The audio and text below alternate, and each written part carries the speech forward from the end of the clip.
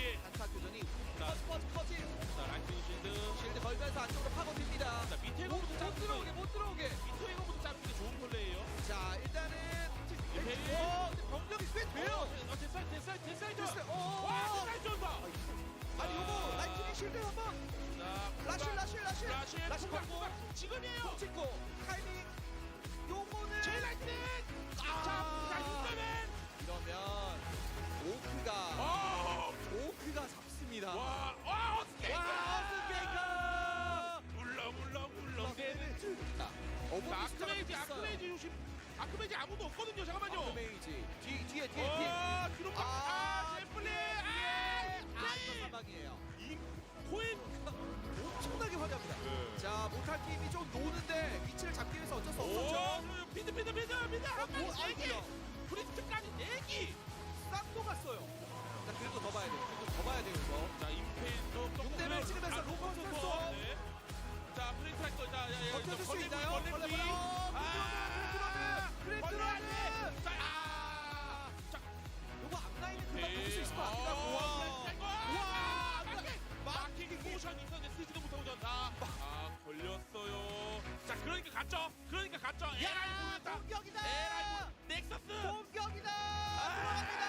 들어갑니다. 이게 근데 부서질 리가 없는데. 크메이지가 위험하고. 아크메이제. 아메전사. 너무 그래서 못할 팀이 지금 샤드가 돼 있어가지고 그래도 대박. 팔라딘이 있습니다. 네. 아니 포지션 이거 완전 진영으로 다 쳐들었는데요. 땡땡땡. 마셔. 대형 힐리 포션 있긴 있는데 MC로 당하면 마셔도 죽어요. 이러면 하이드. 네. 자 그래도 박크레인저 연사. 이러면 저스트. 너무 어려워졌습니다. 영 다 죽었어요. 뒤로 갔나요? 뒤로 한게 아니고 도망갔다고 봐야 되나요? 도망갔다고 봐야죠. 네. 그나마 아처의 숫자가 좀 있기는 있습니다. 다만은 힐링 웨이브가 가능하기 때문에 이거 너무 자 다른 영웅들도 그 골 다 한 거예요. 곧이 바로 핀노드였어요. 곧 죽을 용신입니다. 네. 아이고 데스나이트. 지금 저 파란색만 뜰 거 같거든요. 저 보니까.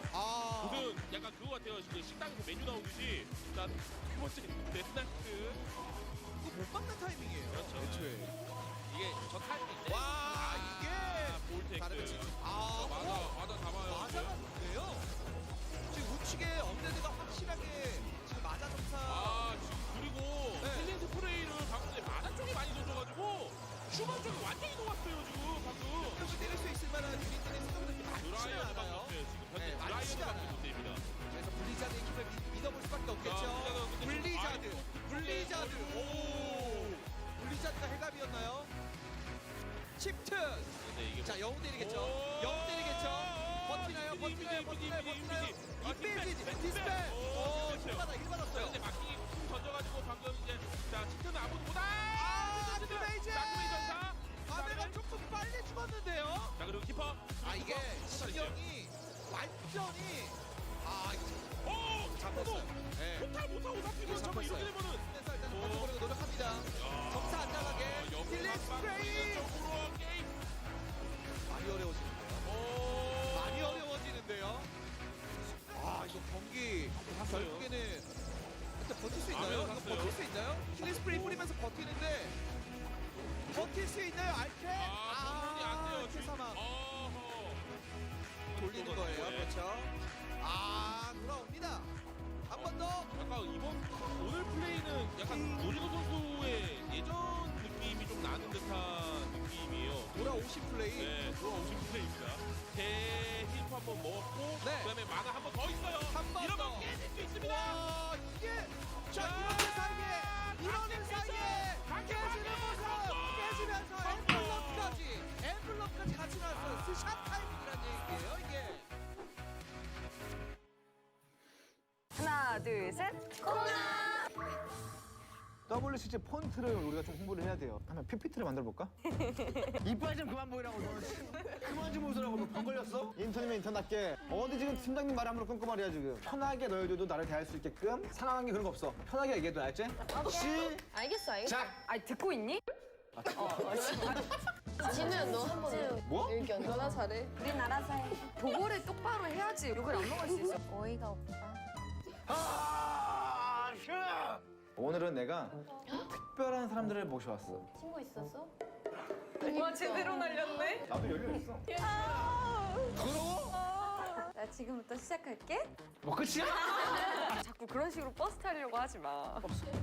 이 티셔츠. 지금 기종이가 하고 있지 않아? 홍 팀장 애들 월급 주면서 뭐 하는 거야 지금 도대체? 팀원들은 네가 준 거잖아요. 홍 팀장은 이따 나 좀 보지? 니들이 팀장하든가!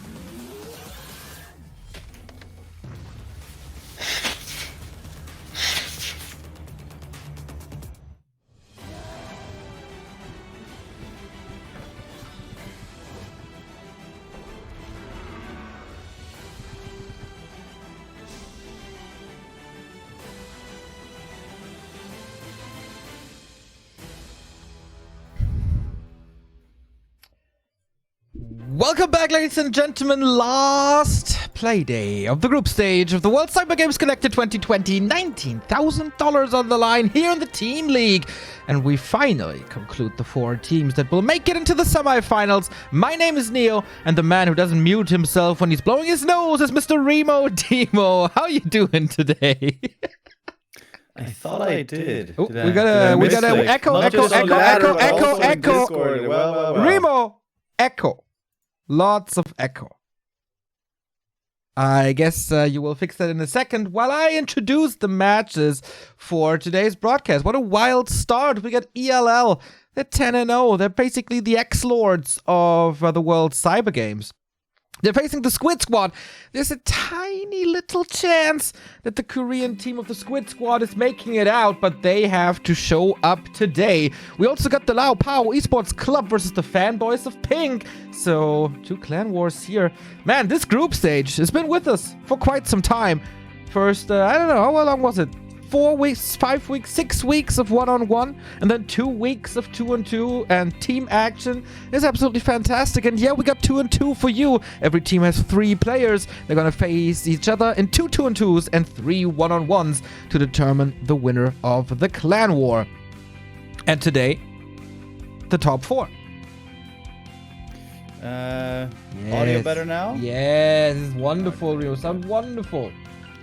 Yeah, we had our first 2 favorite teams here making it through already, FM and ELL. Like everyone expected, in first place they'll be moving on to the top 4, to the playoffs, to the main event, the grand final event, which is going to be starting in around 2 weeks. Who are the 2 teams to join them? It's looking very good for ORZ and LP Club to make it through, unless there's going to be a surprise, for example, Squid Squad. It's going to be our first clan war today. Squid Squad going up against ELL. ELL, who have just been looking insanely strong. Like, if you make a team out of top 3 players for the strongest team in the world, ELL wouldn't be far from it. Absolutely. Who would you even replace? Like, you could argue to swap Moon into it and replace Law Lion. And, I mean, if of course you include Happy, then he's making a strong case about that as well, to be replacing 1-0. But hell yeah, in the Asian room, this is just an insane team and really, really hard to beat. But you know what? This is a round-robin group stage, and ELL is already qualified. They didn't even drop a single map. So now the question is, are they really motivated to make it 15-0? Will they be playing their absolute very best? Or is it time, to cheese a little? Loliot loves to cheese. 1-0 loves to cheese. And in 2-2, everything is possible in general. So maybe there is a chance for the Squid Squad. I think they're still gonna definitely want to take first place here against Squid Squad or in the group to be able to avoid FM in the top 4. And you know, it's actually possible for Squid Squad still to get first place if they get a 5-0 here. If they get a 5-0 right here, then it's gonna be 10 map wins for them, 10 map wins for ELL as well, and 5 lost. And then it would be a head-to-head. So, in an insane world, with a 5-0, Squid Squad could still get first place here. But that's, of course, not too likely. Yeah, good luck with that. Try take a map off of Lin, Lawlight, and 1-0, and in their 2-2s who've been very established since WGTL and even beyond, as they were formerly called Newbie. They're playing together for, I don't know, 1.5 years now? Almost 2 years, maybe. Here's the lineup. Their opponents are no laughing matter either. They are the top 2 humans that Korea has probably ever seen in Chimiko and Sok. And they have an orc specialist in Soin who defeated Lin in the one-on-one group stage. Yeah, so this is definitely doable. These are 2 very strong players, especially Chimiko and Sok. And as you said, Soin, if he has a good day, can definitely take maps as well from these top favorites, we have to say, that ELL are bringing to the battlefield. In a best of 1, which is essentially what we have here in the 2v2s and the 1v1. Anything can happen. We also know the maps in advance, and then you have to seed your players. So there's definitely an option to go for a sneaky special strategy to surprise and overcome the favorite. Indeed, best of 1, man. We oftentimes talk about that, how important maps are for the outcome of a Warcraft game. With our maps here that we have, is there a real imbalance or a real, like a map that favors a specific matchup in this clan war, maybe? Terranos Stand is usually always a really good human map, so I imagine there it's going to be one of the biggest hopes for Squid Squad to see their Chimiko or Sok. And of course, for ELL, we don't have a human player, but Terranos Stand can also be fairly good for Night Elf. The other maps, Echo Isles and Last Refuge, there are certainly some matchup issues with them, but it's going to be seen for later as we're going to be starting with the 2v2s. Oh, indeed. We start with some Warcraft action on this wonderful Wednesday morning. Can I still say morning without people jumping on me? It's 11 a.m. What's morning for you? If for a streamer, 11 a.m. is pretty early, guys. Chill. We got the Squid Squad in the bottom right with Chemico and Sok as Undead once again, and they are facing 1-0 in the upper right-hand side and Lin in the upper left-hand side. So the DreamHack Asia final teaming up. That's so powerful. I can feel it until Hamburg here. You know, the power levels. People love a team up, don't they? And once again, the teams spawning horizontally together, Neil. Yeah. You know, I still think that one game was just an exception. A bug, And, right? Warcraft and probably a bugs. bug. Come on. All right, Sok here going again with his Cryptlord first. We've been seeing this quite a bit from him with mediocre success. Honestly, for Squid Squad, their 2v2s weren't too successful at all, whereas ELL have looked really good, where even in the 2v2 big chaotic battles, the class has been able to shine through time and time again. True that. Even in WGTL, it took some time until Lin and 1-0 really figured out how to play together. And one of the adjustments was, for example, a Pit Lord second that can then be coiled and still is doing a lot of damage and works as a tank. So they were, week by week, some adjustments by Lin and 1-0, so it's not like they are just focusing on the one-on-one. They know how important 2-2 is, and they were definitely a standout performing team in WGTL. As they do here, they're undefeated. Of course, ELL as a whole is undefeated. And they are expanding. Okay. We've seen this before as well, and it feels like Lin knows exactly what's happening. And it's going to be playing the Space Creator here early. The Farseer is supposed to buy time, scout, harass, and it's going to be 1-0 carrying in the late game with the Undead Strong Tier 3 and the Triple Hero at some point. So far, Squid Squad have only gotten a single victory in their 2v2s here in the WCG team competition. And that wasn't even for Sok and Chimiko. They have only lost so far. It was Chimiko and Soen getting the victory there. This time they're gonna try to turn it around with a fast expo. Last hits all going to the Squid Squad. Farseer, of course, by himself here against two armies. Not much he can do, but at least he's getting the end. 1 out of 4, eh? If my math is working correctly, that's a 25% win rate. That's like me on W3 Champions Ladder. Harass continues, of course. Lin, as you said, the space creator, but should be dealt with rather easily. No tech yet on the Squid Squad side. And I'm not too sure if that's not giving ELL too much time, as they should be the ones scaling better into the late game. In my opinion, Squid Squad has to expand and then find a timing where their Expo-supported mass can still overwhelm the tech advantage of Lin and 1-2-0.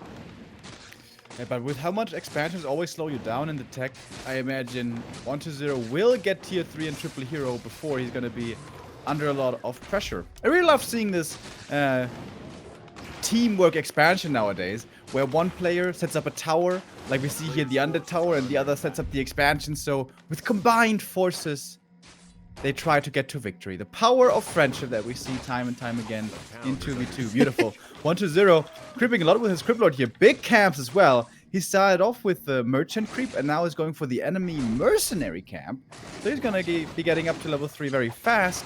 But the tech is being delayed a lot here for the Chinese Undead, if I saw that right. Oh yeah, still only tier 1. Yeah, that's pretty crazy. And he's under assault here. He has to go for some towers in his base, while Lin is teching, of course, with the Farseer. That is easily doable. Maybe there were some resources swapped from 1-0 to Lin to accelerate that, to give this build a little more stability. Crypt Lord and Fiends, that's pretty fine for a long time. Farseer and Grunts, not so much. And the Crypt Lord is level 3 already with 4 Fiends, 2 Mercs, and a Wand of Mana Steal. There's also a bunch of Grunts in the mix over here. The AM going up against it is level 1. That's a scary push right here. Yeah, that's the Arcane and Nerub Towers, 2 of the best in the game, but are they good enough to hold here? That's the downside of creeping a spot together, right? Usually that would be level 2, but it isn't. Finally gets this now. The Arcane Tower is demolished in seconds, 1-0, trying to get the Fiend away, and is successful with that. Ooh, everything is very, very hurt for him, though. Seems like Sok is weathering the storm for now. Quite a few units going down here. Fiends and Berserkers, lots of experience finally for this AM, but these losses also turn into corpses. Impale coming in from the Crypt Lord, wonderfully placed against the Militia. Still some Fiends going down, though maybe ELL overextending a little bit here, and quite the impressive hold by Squid Squad. Yeah, I didn't expect that at all. Of course, there's still the Beetles. You still have to clean this, but oh my, the Farseer of Lin goes down. That might be the 3rd Fiend. 1-0 is down to 19 supply. Scratch that, 17. My feed is on hold. Is it the same for you? Or is it just... Oh! Okay, here we go. Fix that problem. That's not much. But the Beetles carry for now. So lots of mana on this Crypt Lord here for 1-0. We saw that as well in the past, how he's always very careful with his mana usage. Now he's level 4. Super strong now on his first hero. He may have lost everything else. Getting impaled and is just dead. Lifts him up into the air. Man, 1-0 feels like he's playing Dota. Just the hero and his summons. I imagine should be taking behind this now as well. Looks so scary when all the Fiends were going down, but the Crypt Lord with the mass Beetles here, hard to be dealt with. Every kill he gets also is a lot of experience for him. Could be a fast level 5, possibly. The TC joins in and the slaughter continues. Jesus, what push so early on. Very, very rare to see. Usually Twisted a little bit of a late game map, a little bit of a split push map, and not this tier 1 contain that we're seeing here. Finally a tier 2 tech for 1-2-0, still at 26 supply only. But of course 5 very, very powerful supply in the Crypt Lord. We do have a Stomp. That was decent. But it's of course not the biggest damage, rather the disable that's important for that spell. Mass impales on the side of Sok as well. That's the last bit of mana. Speed scroll used by Lin. 1-0 has a little bit of an easier time to take the Fiends out. Oh, this region scroll is absolutely wonderful. This is hyper aggressive, man. And there I thought 2v2 was pretty slow meta nowadays. Not here now. We're gonna have Bestiary coming in. Raiders looking for more kills. How Love long to see can the experience bar here on the Crypt Lord for 1-0. I think he's getting kind of close to 5. Wow, the Yeah. Observer obeys 4.6. It's a little bit of a better wall off now with the Blacksmith, but I'm not too sure if he can even hold that. It's under attack for a long time. Crypt Lord levels up with more and more beetle kills. Archmage is back finally. Is this turning around? Is it too much pressure? I'm really not sure. It seems like Squid Squad needs some kind of tier 2 reinforcements.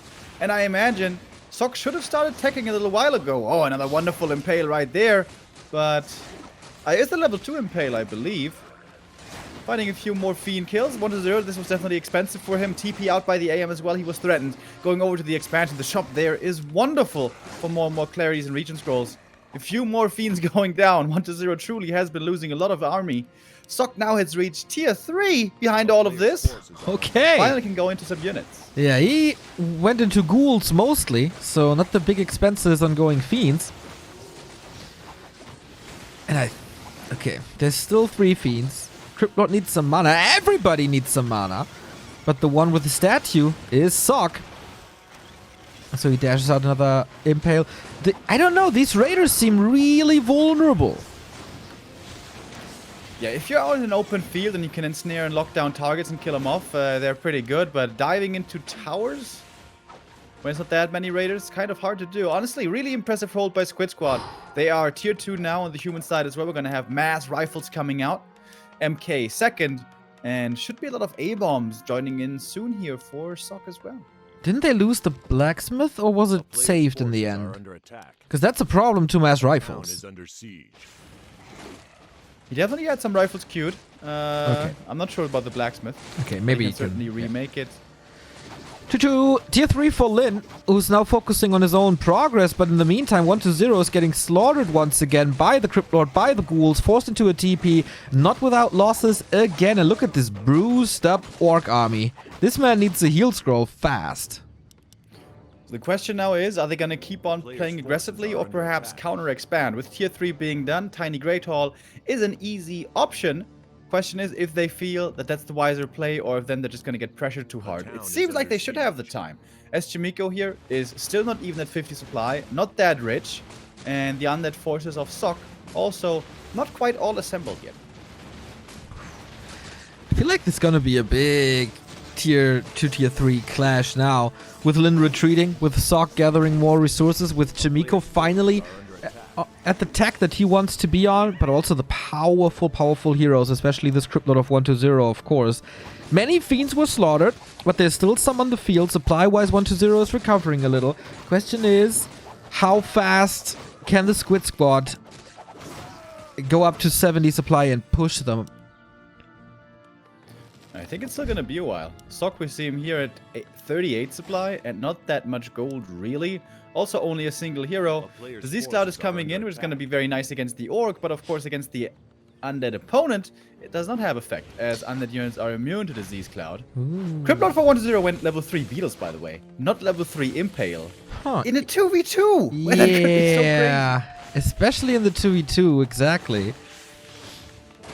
Okay, well, against buildings, they're really good, and so they take out the tower, and so it's free reign. Call to arms used to deal with this. The fiends find an entrance, not too easy to get to them now that the beetles are blocking in the front. Reposition here. Oh my god, this is so hard to engage for the Squid Squad.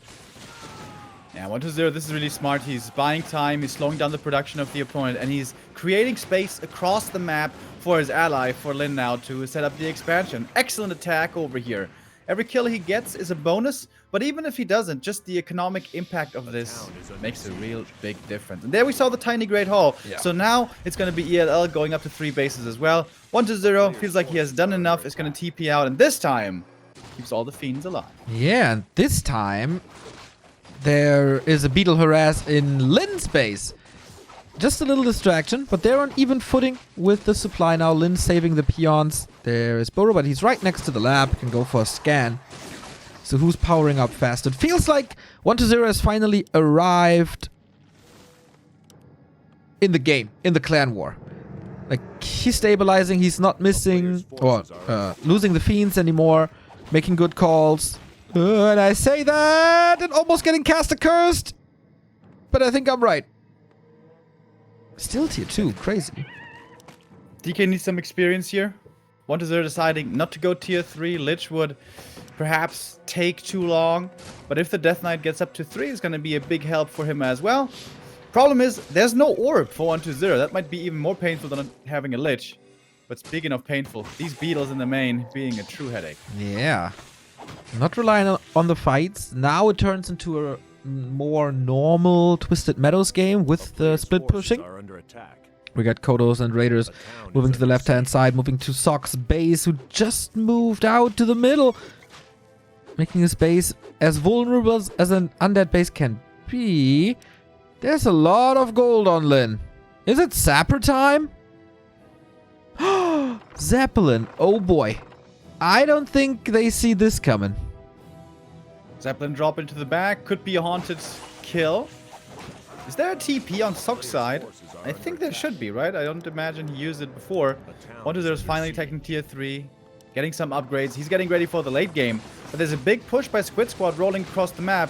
But first, they have to deal with Lin's counterattack here, or let this Haunted fall. Yeah, they get a Kodo for free, but of course, in exchange for a Haunted Goldmine, that's the trade that Lin takes every day.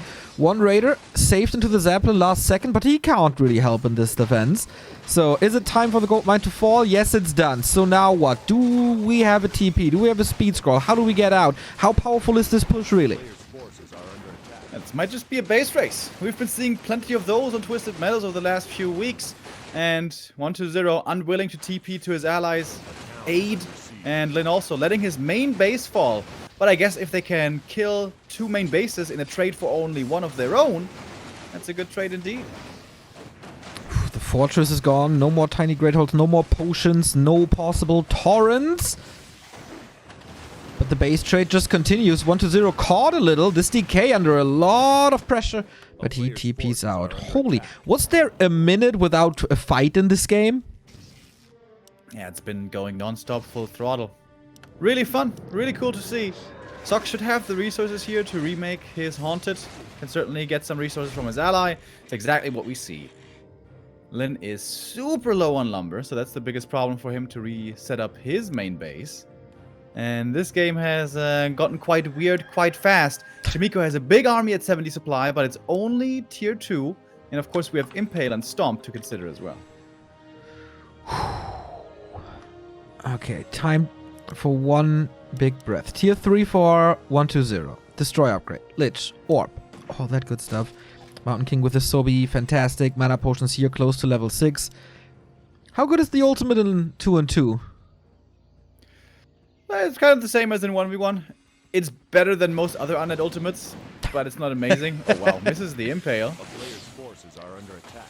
That Crippler doesn't have a TP, so that's a little dangerous. 1-0 here, trying to distract. Of course, he can't fight 2 versus 1. Next Impale coming in. Oh, that's a lot of Fiends hit right there. Yeah. Could be 2, 3 going down right away. It is, man. 1-0 just keeps on losing more and more Fiends this game. There's a counterattack by the Orc. Doesn't get the cancel on the Haunted. Forces the TP, but TP's out himself. And now they can sandwich and go on to Chimiko here. 2 versus 1. This is exactly what ELL have been waiting for. Nice. Okay. They can't prevent the TP. There's 1 kill, but I feel this is one of the better 2-2s for Squid Squad. As we said, that wasn't their strong suit at all in WGTL and also WCG. And they're facing one of the best 2-2s in the world, and they're holding on nicely despite all this chaos ensuing here on Twisted. A town is under siege. Yeah, and it's still unclear what exactly the state of this game is right now. Yeah. Seems like ELL is by all means trying to avoid a straight up 2 versus 2 fight. They're doing a lot of run-bys. That's what has brought them a lot of success in the past. But 1-0 for once isn't in that situation that he oftentimes in other games is in, where he's by far the strongest player on the map, and both opponents always have to respond to him. For that, 1-0 didn't get enough experience, didn't get high enough levels, and lost a few too many Fiends. So, he's not the end-all be-all at the moment. Okay. Another push coming, or threatened by 1-0. Just a couple of towers, I guess. Maybe he's lucky he's raising a corpse and uses beetles again. That's exactly his goal. Kind of similar to 1-on-1. Destroyers still stay there. There's no anti-air. And a little bit of mana, so Orb of Annihilation had some area of effect. But speaking of area of effect, this clap was nice. Being nuked now, though. There's a lot of rifles, dude. Yeah, the Crypt Lord is a strong hero if he has mana, but without, not so much. And the Arcane Towers, they're doing a good job. But still, the Arcane Towers were broken in the end. The Destroyers are harassing. And earlier, Jamiko sealed off the base so he can't get run by it anymore. But now he's stuck outside his base as well. Feels annoying. There is an expansion coming up on the bottom right. I thought for a second DLL would be looking for this, but Then instead is fortifying his own base that he reestablished. It's being pushed. The undead wrecking balls everywhere on the map. Oh, Lin as well. Zeppelin is gone now, though. And so much repair. Forces a TP. Peons might survive in the burrows. Lin is TPing back to his main, but I don't think he can fight this army. That's why 1-0 is here as well. Once again, they tried to come in with a 2 versus 1 double team, but TP out again. Here we see why in 2v2s the TPs are so crucial. You really can't afford to not have them. Oh, and now Sock is stuck in his ally's main. No. Has to destroy a farm. Good old Kevin move. Well, this happens to Chimiko bases a lot. Also when Chimiko is playing solo. And the classic telly staff gets stuck between 2 farms. Yeah. Seen that before.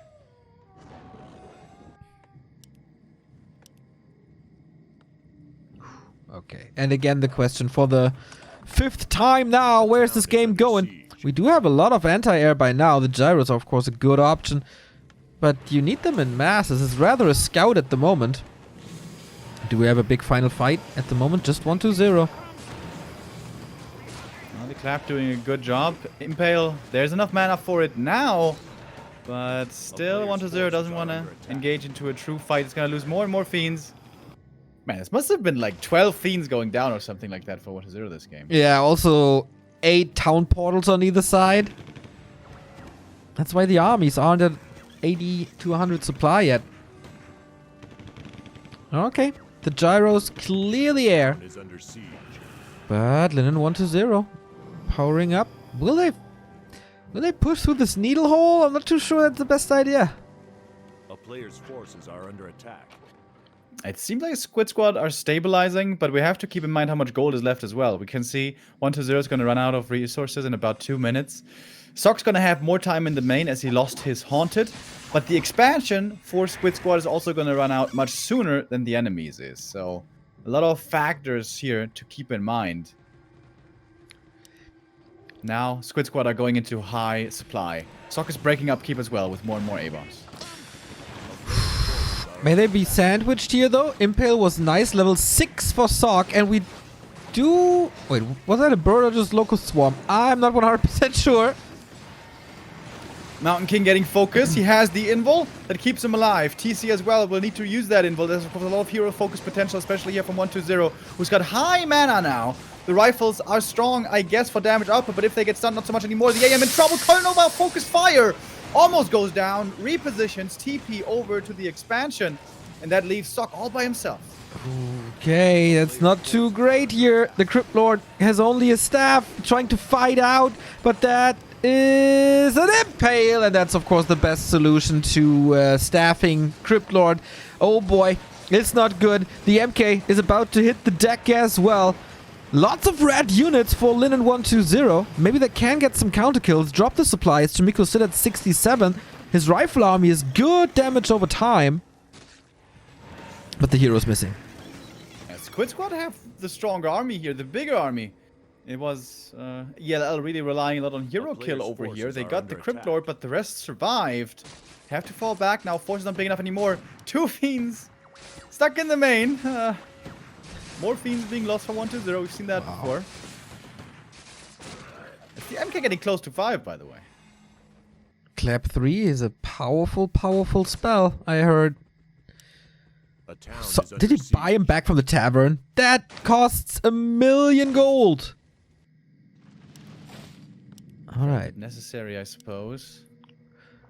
1-0 expanding bottom right.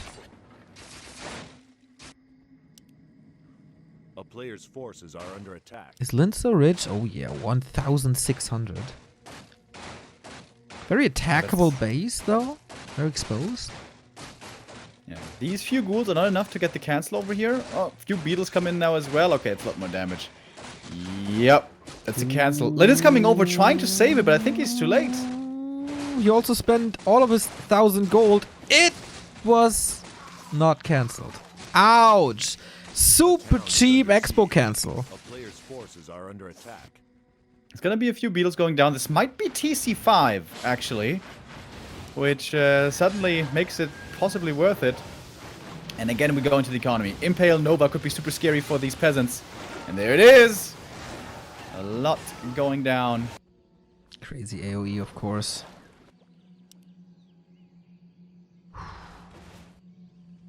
Okay. We're trying to establish second and third bases. Town portal by 1-0. His base, not the one to push in. He's got 1,800 gold. Yeah. Yeah. I think Lin gave him gold. Because Lin was at 1,600, and all of a sudden Lin was broke. Yeah, the tier 3 Anakin can probably make better use of it. Focus fire on the DK right away. Stormbolt and Clap. This is the big fight of this game. These have been avoided for a long time, but now we'll see who comes out on top. The Impale and the Stomps both doing a great job. At the moment, we don't have too much hero focus here yet. Impale, of course, on both sides. But it's the 1-2-0 triple hero combo, which really is going to benefit from this. Mountain King has level 5. Claps coming in, mostly against heroes. Against them, is not so effective. We have stuns everywhere with Impale and Stormbolt as well. DK in trouble next to the shop, though. Seems to be fine, unlike the Mountain King, who gets focused and taken out. He didn't have an invul there anymore. And with the MK bench, this is all now so much easier to handle for ELL, who are definitely taking control of this fight in this game now. Oh man, this looks like an 11-0 to me. They're losing everything in the last fight. They still had Shamiko to work with, but we know what happens when a level 3 Stomp hits an army of riflemen. Exactly. They're almost extinct here, losing 30 supply in that fight. There was a lot of disable in that fight. There was a lot of AoE in that fight. And in the end... Warcraft 3, there's no lockdown mechanic where you suddenly, stun duration gets reduced. No, it's always full stun duration. And fighting against level 3 Stomp and level 3 Impale, it ain't easy. Especially with rifles, I suppose. Yeah, how do you get back now? It seems like ELL is everywhere on the map. Like, look at this. There's blue dots bottom right, where 1-2-0's expo was cancelled, by the way. They go to the upper left. They're just everywhere. One mining base remaining. Now he's re-establishing the expansion bottom right. Lin is still mining from 2 bases. 50 supply. Really good economy. Yeah, they've been playing a really smart tactical game. They take good fights when they can. They avoid fights that they can't win. They go for the economy harass over and over and over. 1-2-0, we see this also in his 1v1 more and more reflected. How he has learned that economy is just as important as fighting the army. GG is called. ELL fight their way back in this 2v2, which was made very difficult by them for them by Squid Squad. Yeah, indeed. But you can't beat 1-2-0 and Lin, and that is the group stage win for ELL. I mean, the 5-0 No was 5-0 for Squid Squad. Technically, it was possible for Squid Squad to 5-0 and grab the lead, but yeah, I mean, that was pretty obvious to all of us that that wouldn't happen, but we have to mention it since it was a possibility. So, Squid Squad, 2 more losses and they're out. 8. Yeah, absolutely. They can still make it in second place in Group A if they do get the win here. They need 3 maps for this out of the remaining 4. Very hard to do. Not entirely impossible. Exactly, since the 1-on-1 is definitely their strong suit, I would say, compared to the 2-on-2. But is it enough? And is that enough now for ELL, that they do have the security, that they win the group, that they are not facing FM in the semis? Is it time to clown around now? But I guess it's WCG. You always take WCG serious. Yeah, I wouldn't be too surprised to see this here with the players having a bit of fun, especially 1-0 has been known to do that in the past. But in WCG so far, it's been serious mode all the way. 1-0 is in possibly his strongest shape ever at the moment, and if he plays that to his fullest, he's going to be a scary, scary opponent. However, there's only one player who was able to defeat 1-0 in the running WCG so far, and that was Chimiko in the 1v1 tournament in the group stage. Oh, and there was a player who defeated Lin in the group stage, and that is Soin. Can he do it again? It was a best of 3, so he took 2 maps off of the War Chief. Now on Echo Isles, he has to do it again to keep the Squid squad in the running.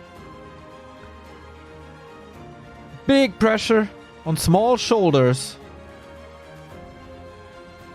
He wasn't in the limelight recently. Didn't qualify for DreamHack.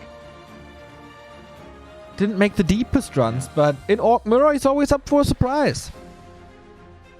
On a good day, Soin can definitely beat many players out there, and he has shown that against Lin before, to everyone's grand surprise, with oftentimes his very own strategies as well. Soin doesn't necessarily play the standard all the way through. He will throw in a Shadowhunter Pit Lord. He will throw in even a TC Headhunters, but the thing is, by now, everyone knows that about him as well. So it wouldn't come as that big of a surprise. Lin, having lost to him recently, how do you think he approaches this match now? Is this crucially important for him to get revenge? Or is he fine with his team taking first place and that's it? Well, I guess it's not about life and death, you know? Like, he wouldn't cry his eyes out if he loses here, knowing that they are already successfully qualified for the next stage. But there's always been this drive of Lin to be the best, like Ash Ketchum, pretty much, like no one ever does. But yeah, so I think he's seeking for revenge, and he takes this serious, and it's not playing, I don't know, Dark Ranger Mass Bad Riders or something. It's gonna be a competitive match, and especially for Soin. He has once again a lot to prove that he belongs in the top 12 of Asia, usually, and the DreamHack qualifier was just a fluke. So Soin, show it again. We got Soin on the upper right-hand side in the red, and Lin for ELL, still undefeated, on the upper left-hand side of Echo Isles. Looking forward to see what these two will provide us here. Orc Mirror is in a really fun state at the moment. It's not just Shadow, Blade Master, Raider, Walker all the way through. Now, don't get me wrong, it still mostly is. That is the meta strategy, but there's definitely some outliers. We've been seeing on certain maps a lot of Shadowhunter Pit Lord, not so much on this one, but on other maps. Farseer has been seeing more play, and Tier 3 also is seeing a bit more play nowadays. So it's not exactly a given what we're going to be seeing, especially the Farseer in Lin's hands has at times looked really, really strong. But this is Echo Isles. This is usually the Blade Master map. Try to get some claws, steal the items at the shop, snipe the marketplace. But a surprise might be shown to us. Lin with the blade. Soin with Shadow the Shadowhunter. Hunter. Okie dokie. Historically, you might think that this group stage win of Soin was a fluke, but they're 7-5 in series. This is pretty close, considered that Lin is an all-time great and Soin was always considered a tier 2, tier 3 player. This Orc Mirror feels like Soin oftentimes got his number. And yeah, Shadowhunter on Echo Isles. This is new. Yeah, Shadowhunter usually will, not always, but oftentimes see on Terrana stand and Amazonia, because you can lightning shield creep really well and get far ahead early, get high levels, and then use that strength to go for pit lords, secure map control, get more levels, get high in supply, creep more of the map, and then have a really strong fighting army with like 3-3 or 4-4 heroes at around 40 supply. Players' forces are under attack. My stream is buffering like crazy, by the way. Yours Okay. as well? Mine is super fine. We've seen this Shadowhunter play on Terranos before when they met on the group stage, and Soin made it work somehow that the Serpent Wards are taking out Walkers. So that was pretty crazy. This creep here also, very interesting. Lightning Shield, oh! No, he denied a lot! Oh, was it? Oh, not a lot. Okay, it was one creep, I guess. But yeah, that was to be expected, kind of. And heal wave first. Okay. Hex can be very strong early game, but will fall off later. So he's banking on the late game here. And he wants to have heal wave right away to make this camp a little bit easier. Big item here for him as well. Claws would be wonderful. Pendant would be wonderful. Crystal Ball. Not that amazing. Against the Blade Master, you know, one scan every couple of seconds is kind of fine. But yeah, Lyn is certainly more happy about this with the Claw first. And is again the Serpent Ward build. No Hex.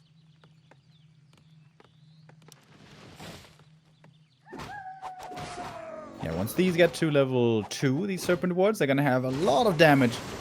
Not so strong against heroes necessarily, but against grunts, really good. And especially against Kodos and Walkers. Later on, will do a lot of damage. Showen is blasting through his mana pool here like crazy to level up fast. And that he does. I think Lyn still, until now, hasn't left his side of the map. Now finally he's going across.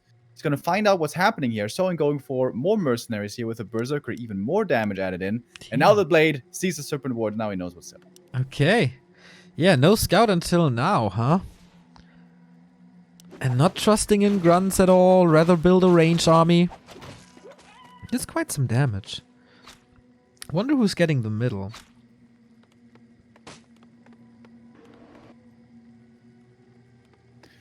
The Blade Master wants to keep playing aggressively here against the Shadow Hunter. Doesn't want to allow him that level 3 too easily.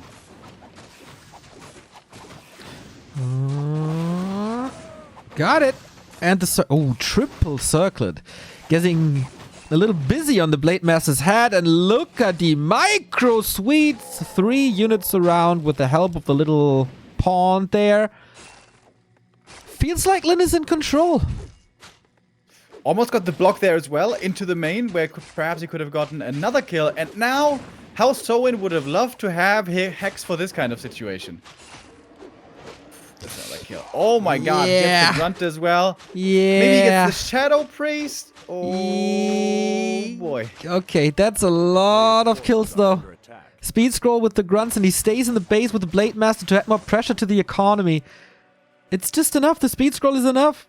Major losses for Showen, down to 23 supply. Whew. Blade Master could even creep the Magi right now, get the item, get the level 3. He's healing up the grunts. Wow, what a punish. Maybe Yeah, you do have to play Hex early. This was a smart idea by Showen. He tried to trick him again, but compared to the Terraners game they had, Lyn is not allowing this anymore, like at all. No fun was had with Lyn this day. For the beast. Not that amazing. Pit Lord it Pit is. Lord, here he is now. But usually you want to land on tier 2, get the Pit Lord, still have a big army from the early game, and then power level him super fast. Yeah. But with so many units going down earlier, I mean, exactly the case. from that checklist, he kind of got the tier 2 and that's it. Stole that. Yeah, oh he's my God. yeah, he Stole stole the last both. and the item. Both he stole. Yep. Lyn's looking pretty good here. Is this answering your question if he takes this seriously and if he wants revenge? Looks very much like he's getting revenge today. Yeah. Big experience lead here for him. Slight supply lead. Seems like he could easily afford to go tier 3 this game. This would be the 12-0. A player's forces are under attack. Shadowhunter going for Serpent Ward's harass. I guess this is stopping the like at best it forces the Orc army back, the Lyn army back. Alright, forces some repair. Create space for the Pit Lord across the map, who's now level 2. That's not too bad, but well, the Shadowhunter for Lyn is also leveling. Going to be getting to level 3 here fairly soon. A player's forces are under attack.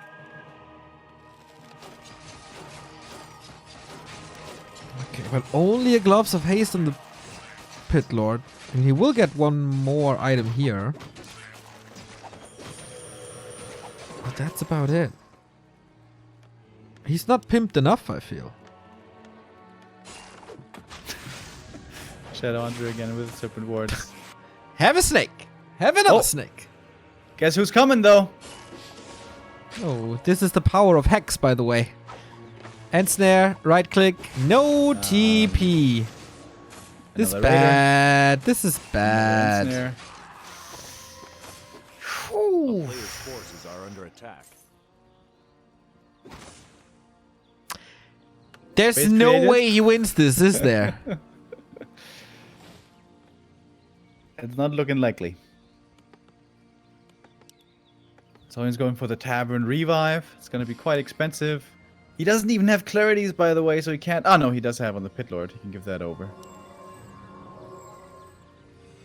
A town is under Lin's siege. pushing.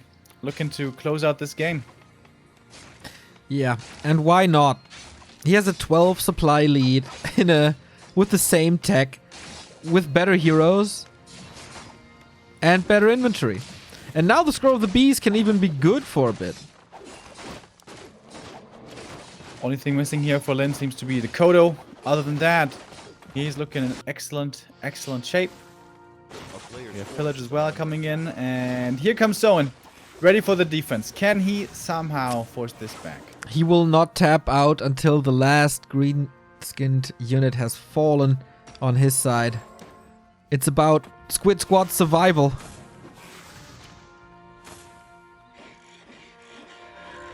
Then bringing the peons here as well. He could set up a forward shop. But actually, Lin's not forcing the issue too much. He falls back.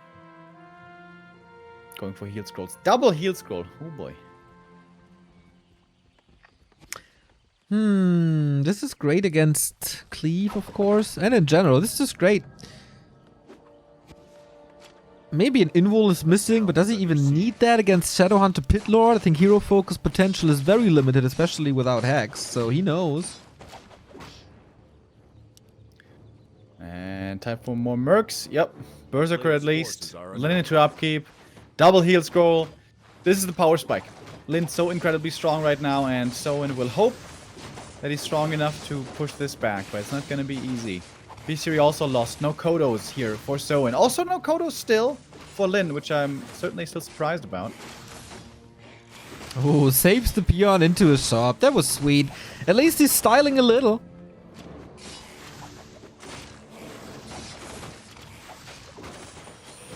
Half of Lin's army here is busy with the barracks, so not everything is even attacking. Good position for Soen, but still his army is not quite up to the task, it seems. Blade Master going for the kills, end snares flying onto the raiders. Pit Lord level 3. The Cleave now has respectable damage, but he has to walk away. He's getting focused right away from this Blade Master, who's almost level 4, by the way, who has that good inventory. Crit's not too high, but still the damage adding up over time. Scroll of the Beast now used on top of everything. Disenchant 1 came through, but I think still partly applied. And the last Walker might be getting taken out here with the Ethereal Form. Will save himself a little bit longer. But look at the supply. 31 only left, or make that 28 now. Yeah. And everything is falling apart here for Soen. Not able to fight this back. Heroes are still remaining, but not for much longer. GG is called. Lin gets the win. 2-0 for ELL. Yeah, Lin is getting his revenge from the one-on-one competition, making this a 2-0, a 12-0 for ELL, and a disaster for the Squid Squad. They need to win 3 matches in a row now, while facing Law Lion and 1-2-0 and one of the 2-2s. This was kind of the map they needed to win. Yeah, this or the 2v2. I would have said rather the 2v2. Or but, both. Yeah. Yeah, it's very tough right now. Sok and Shimiko have both been able to defeat their opponents before, but making it 3 out of 3 now with their matches in the 1v1s and the 2v2 is extremely unlikely. That first playday, that loss to ORZ, Sok in the ace match, that might come back to haunt them now. It's on Sok's shoulders, and another throwback to the one-on-one competition. These guys were facing each other in the same group. They were playing on the last playday. It was about survival, who goes into the playoffs. And it was a full-out best of 3 with a crazy game on Terraner stand. Please recreate this magic. Sock and Law Lion. Yeah. Squid Squad fighting for survival. ELL fighting for their clean sheets. That really was a crazy game. That was kind of the normal early game with MK against Warden, setting up expansion stuff, and the human going to the late game, trying to distract with tanks, set up a third base, and so on. And the tanks, you know, months ago already, they were supposed to be the answer to the Warden, because the Warden can't use Fan of Knives on the tanks, so solo Warden wasn't supposed to work against tanks. But guess what Law Lion did? He made solo Warden work against tanks. I'm still not exactly sure how he did it, but he was able to do it, the madman, who is, of course, the master of the Warden. However, most recently, we've been seeing more and more Night Elves move away from the Warden, even on Terranar stand, in favor of a Beastmaster. Is Law Lion one of those guys? It's going to be a question for us and a question for Sok. Beastmaster is old news, my friend. The new hype is Alchemist Tinker, dude. You're laughing! I've seen it a couple of times by especially Lawlight. He's pretty much the only one playing it, but he has innovated Night Elf over and over and over again, and there's a lot of Night Elf players who can't just follow up with the knowledge and creativity of Lawlight, so I wouldn't be too surprised to see Alchemist Tinker here again. It's a super fun strat. It's a Lawlight special. It is pretty rare, though. I think over the last 1.5 years, he has played it twice, so maybe he wants to reserve it for special occasions. Would be kind of cool if this just became his meta on this map. But that's the dangerous thing about Lawlight, right? There's so many different things he can do. You cannot really be sure what you're going to be going up against. You cannot prepare perfectly. Sok has a few ideas in mind what he might be facing, but we're only going to find out in a few minutes. In a few minutes indeed. Rather a few seconds, Remo, because the game has finally started. Terranar stand, bottom right, fighting for the Squid Squad. Chance for the playoffs is Sok. If he loses this one, they are 100% out. There's no chance at all for them to make it into the playoffs. And on the upper left in gray, just like his hair, is Lawlight. And you know what? That's a tavern build right there. It's happening! The Prophet! So is it your Beastmaster build or is it my Alchemist build is the question. Honestly, I could absolutely see a different hero outside of those two as well. Ooh. I could see anything. Not Naga first. Naga first is real bad. Why not? We've seen but it almost yesterday. Everything else I could see. Naga tower push. Let's go. With Engine of War. I don't know. Lawlight's creativity is endless. And we'll see. This should be an MK, I guess. Yep. This is what humans do on this map. What is it for Lawlight? This will still take some time. Couple of drinks needed. It was kind of sad, like a year ago or so. Night Elves definitely went away from large parts of their variety. Night Elf has always been the race with the most viable first hero choices, especially from the tavern. But around a year ago, it was really the Keeper dominating everything. The Keeper and the Demon Hunter, and sometimes the Warden making it in, but very few tavern heroes that were considered viable for quite some time. But now, thanks to Lawlight and Moon especially, more and more tavern first heroes are being played again. Moon especially loves that Beastmaster first play. But Lawlight is more of an alchemist, it oftentimes seems. Concocting his special potions, battling himself into a rage, oftentimes with the Tinker. Yeah, I think it's just more fun to play than a Beastmaster, right? With all the spells, with Chemical Rage. So what's it gonna be? Beastmaster it is. Oh my god, the disappointment. You were building up that alchemist for a straight 5 minutes just for it to be Beastmaster. I'm sorry, dude. Yeah. At least you and the viewers are entertained, you know. It's not about me. I put myself last. Yeah, the Beastmaster was a Moon favorite a long time ago, like years ago. And honestly, it was never really good. It was just kind of good because it was Moon playing it. But definitely the hero has big late game weaknesses. He doesn't have healing spells. He doesn't have strong AoE abilities or auras. He just has summons. So there very much is oftentimes a timer on this Beastmaster. If the human ever gets to super late game with their ultimate strong army, Beastmaster is kind of underwhelming. So it's a tempo hero. You want to get summons out early. You want to have a strong army fast. The bear has been buffed recently, cheaper now in mana. Getting that to level 2 quickly for it to enable bash, really strong. You can creep very fast with the Beastmaster, expand behind, keep up the pressure, and make sure you control the flow of the game. Because if the human gets to 80 supply with tier 3, the Beastmaster will normally always lose. That's true, and Sokka's pretty good at that playstyle. Creating expansions, creating threats for the opponent, so the expansion definitely comes up and pays off, and find ways to tier 3 to at least 1 or 2 distraction tanks, and then buy more time for the real army. And that's exactly what we see here. Staff over from the Mountain King with a pendant and a mantle. That's a lot of mana, that's a lot of storm bolts. Yeah, that Berserker is an easy kill for him. The upside of the Beastmaster is even if you lose your units, you still have summons. And if you reach level 3, you get pretty strong summons quite quickly. Summoning a lot of Quill Beasts over here.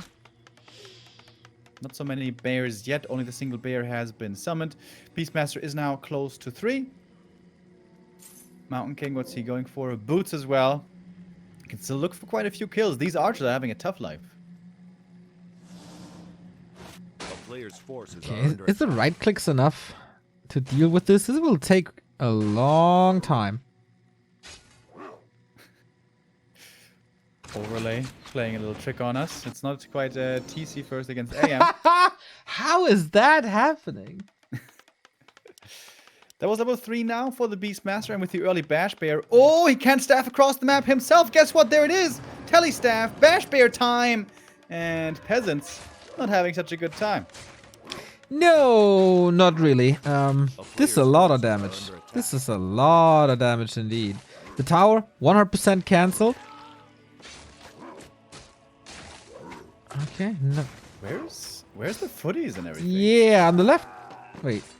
Yeah, they're coming now, I guess. At least Mercs. But that's it. That was very greedy then. Beastmaster now staffs in, or MK that is. Use the Stormbolt on the bear. Feels bad using that against the summon, but necessary there. Lawlight creeping in the lab, going for the Shredder. Might be losing the Ancient of War there, A player's perhaps. forces are under attack. But the tier 2 is already underway. The expansion is about to be standing. The Hunter's Hall as well. Lawlight looking good. He always does, man. He always does. In WGTL, he was oftentimes a little like the sacrificial lamb, because in that game mode, it was loser's choice when it comes to maps, and he was the one taking the first one, the first map, so it was the strong map for their opponents. Here, the maps are predetermined, and that definitely favors him a little. This staff should be cancelled with the Stormbolt, right? He's taking one more kill. That's a town portal, alright. This Beastmaster has great survivability inventory, by the way. He's got the Ring of Regen, he's got the Rune Bracers. I wonder what the second hero is going to be. Some Night Elves prefer Demon, some prefer Beastmaster, but normally you do need a second hero, and then apply a lot of pressure once you have a decent amount of bears out, before the human player is too formidable in their tech. As the tech only starts now for Sok. Quite late. Both second bases established, this oftentimes leads to amazing games, especially between the two. More summons. Where's he going with that? Just pushing again while waiting for tech and dryads and bears and all? A town is under siege. Is he delaying the second hero to A player's get mass forces are experience on under this attack. Beastmaster? Maybe. It's gonna be really hard to tell what his level 3 summon is gonna be, by the way. No problem. It's very distinguishable. If No, the wait, I bear think blinks, it's the bash bear, blink bash bear. You know, I love my Blink Bash Bear, but also Quill Beasts can be really good. Especially once you have Druids of the Claw coming in, then you already have the front line covered. So that's why we see a lot more Quill Beasts level 3. Quill Beasts level 3, I think they have like bones on top of their mane or something. So I think that's how we can see them, distinguish them. And here we go. A drop into the towers, a classic play here at daytime. The Zeppelin becomes available, and Sok wasn't ready in time with his towers, and that is really expensive. Also using the Zeppelin to prevent the mana burn feedback from the Arcane Tower. Very well done. Sok has to TP back. And all that goes down for this is the summon. Feels like Lolite is always one step ahead. And Sok is trying to follow, but it's not really working. So tier 3 Dryads now. Almost no damage to this expansion. And yeah, Lolite is already creating another threat while Sok is still cleaning up the natural. Mountain King, not the fastest in move speed. I mean, he has the boots, so that helps. But yeah, this is annoying. It is super annoying. And Lolite can keep this up for quite some time. Beastmaster not necessarily a hero known for his right clicks, but they're okay, you know? It's not the same as Demon Hunter or Blade Master, but it is noticeable, especially against workers. And he's getting pretty damn close to level 5 over there. Okay. Even Bears coming, Dryads coming as well. Very, very, very stable game by Lawlight so far. But you know, the strength of human is coming later. Are under attack. At the moment, the Beastmaster can be very oppressive. You called it in the early game. And this is exactly what we see right here. Yeah, the true test might be when Lawlight gets level 5 Beastmaster, maybe a second hero, 60 supply, 70 supply Bears, and keeps on pushing. That's how I've seen many matchups lately. Oh, Zapper coming in against the towers. Getting blocked. Wow, Oh, wow. What a block. Okay. Still losing the tower. There's none anymore. GG. Whoa. Whoa. Whoa! Squid Squad out! He's not having any of it anymore. It's done! It is done. Group A concludes. ELL 13-0 on their way to being the anti-UMAD, who went 0-15 WGTL, in case one forgot.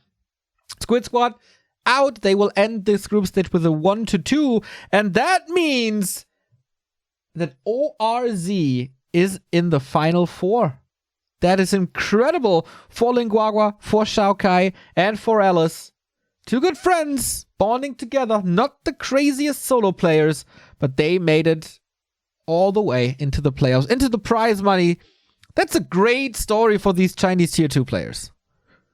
Yeah, absolutely. Great to see them here making it far, making it to the top 4. Congratulations. But their prize for their good performance is that their next opponent is going to be FM. Well, yeah. Semifinals are oftentimes hard. That is the nature of it. But these guys have never... I think... Okay, Alice won a series in WGL. They qualified for some WGL, some of them, but never really made it far. Always exit in the group stage. You know, no big performances. On the other side, Squid Squad, they had Sok in the top 8. They had Chimiko in the top 8. A lot more successful. Miss Zhou, they had a J-League winner. They had a WCA finalist. They had a WCA top 4 participant. All the big names end up behind ORZ, Linguagua, Shao Kai, and Alice. Yeah, absolutely. Great success for them. Linguagua and Alice, we've seen the scene for quite a while already over the last few years, with every now and then some really strong performances in there. But in this tournament, it was really Shao Kai looking really strong. And it's the first time in a while, I think, that an Asian undead is coming out of the woodwork and is challenging some of these top dogs. Of course, WFZ and especially 1-0 we've had for a very long time. But now, Shao Kai is making a name for himself, very much embracing the new style of undead.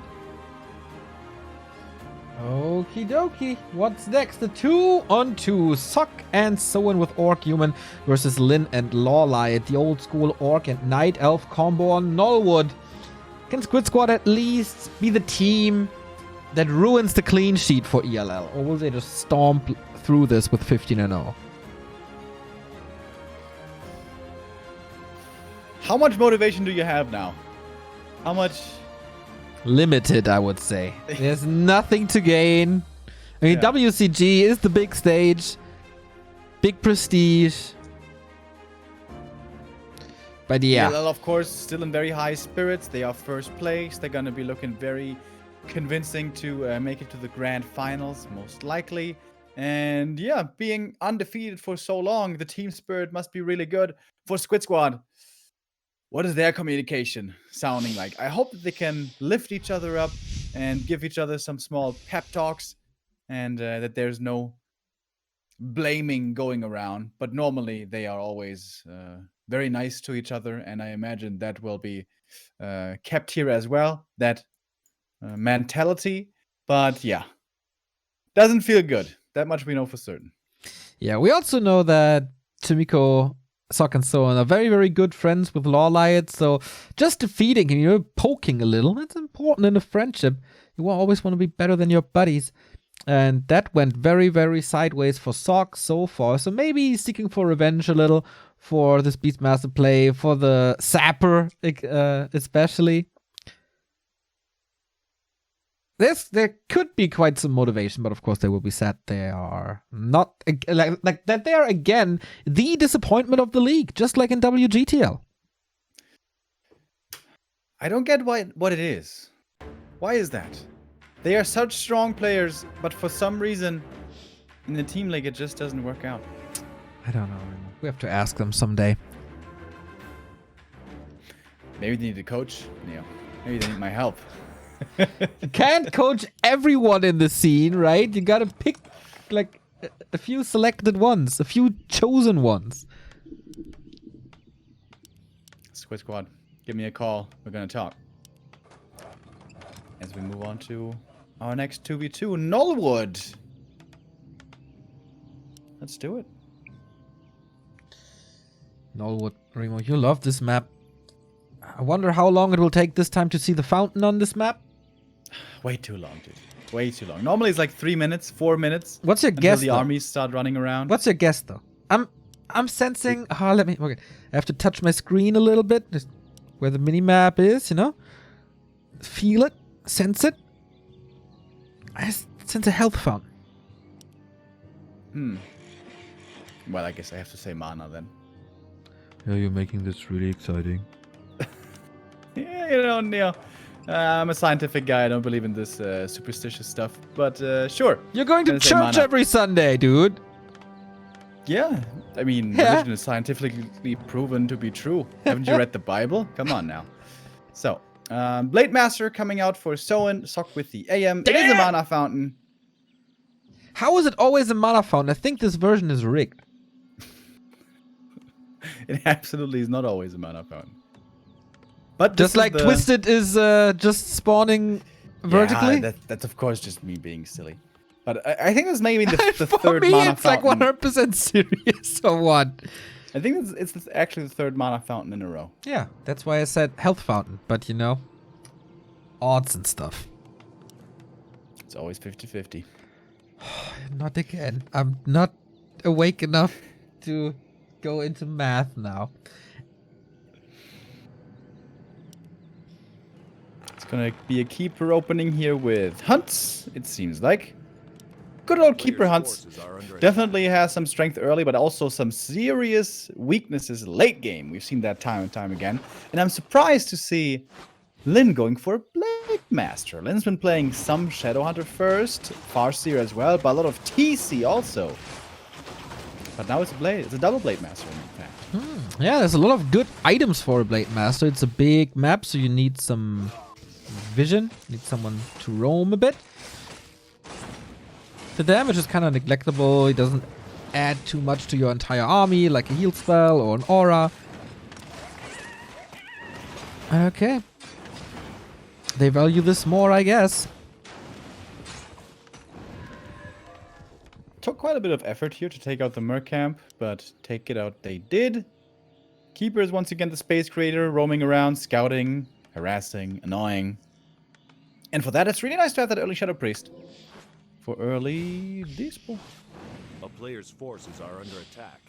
So is it time for big mass strategies now? We've seen this more and more, right? Like a lot more than on Twisted. That It's either a huge tier 1 push or a very, very dedicated tier 2 push. Yeah, I would imagine tier 2 will be desired. Blade Master really needs some kind of support. He wants the Kodo Aura, he wants the Shadow Hunter healing, he wants the End Snares. A player's So forces I would are definitely under expect attack. tier 2 here.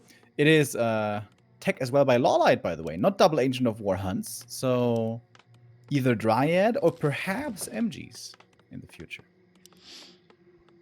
It's a far distant future, Remo.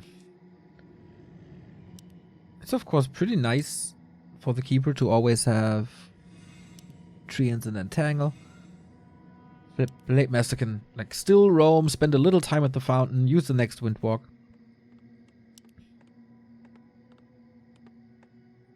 So when chasing deep for this kill, just to watch it be denied in the A end. player's forces are under Oh, he's even attack. blocking the way. Oh wow, saving the grunt. What a guy. Oh, very close. Still on the hunt. Can you hide him? It's nighttime. The great escape. Oh, Oh, let's wow. go. That is so much wasted time. Yeah, then just creeping in the meanwhile. He's been stacking up on these claws. Well, he didn't quite get the claws, he got the gloves. But some good experience as well. A player's forces are under attack.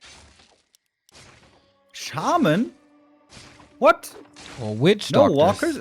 It's double lodge. This is like Wait, my what? mirror strat. Mass casters. I mean, on a big Reign of map, Chaos? on a big map, Witch Doctors can be decent, or at least 1 or 2. But then what? Lin and Lawlight, maybe they're having some fun. Bloodlusted Huntress or something? I don't know. Oh, okay, good cancels. Big delay. Yeah, how is this level 1 Blade Master doing so much damage? Does he have claws or something? Hard to say. Double Shadow Hunter as well. But for Soen, obviously, a very, very, very different build. A Yeah, he doesn't town have is claws. under Gloves siege. and Circlet. That's enough. Forces the TP out. Alright, Lin. I want to see that double lodge, dude. Let's go. Bloodlusted Mountain Giants. Oh, wow. Maybe that is the play.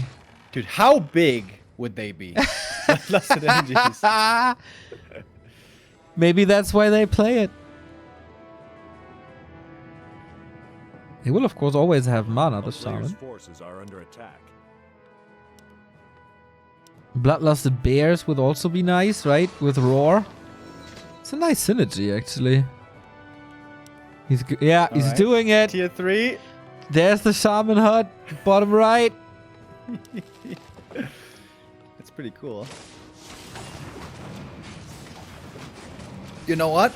Heal wards for Mountain Giants. How about that? Not as good as the stasis traps, obviously, but like Player's forces are under attack. orcs can support mountain giants really, really, really, really well.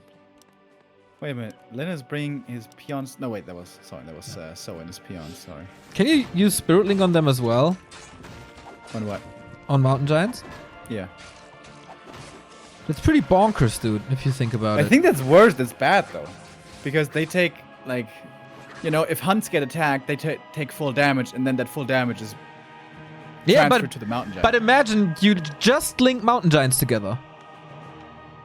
But that's not how it works. Everything that's linked anywhere on the map, it's all linked Yeah. together. Yeah, just use Spirit Link only on mountain giants. Group them, link them, send them in the fight. Are under attack. But I mean, they already don't die anyways. Town is under siege. Okay, then it's not fun. Let's see. Early push over here. Seems like a very small army for Squid Squad.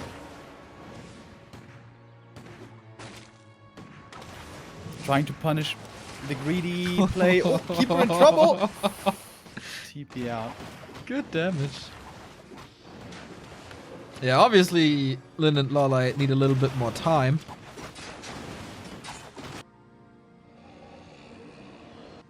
A player's forces are under attack. Witch Doctor. Haha, they tower this. Cool. good response to an army that takes more time to get online. Big push them.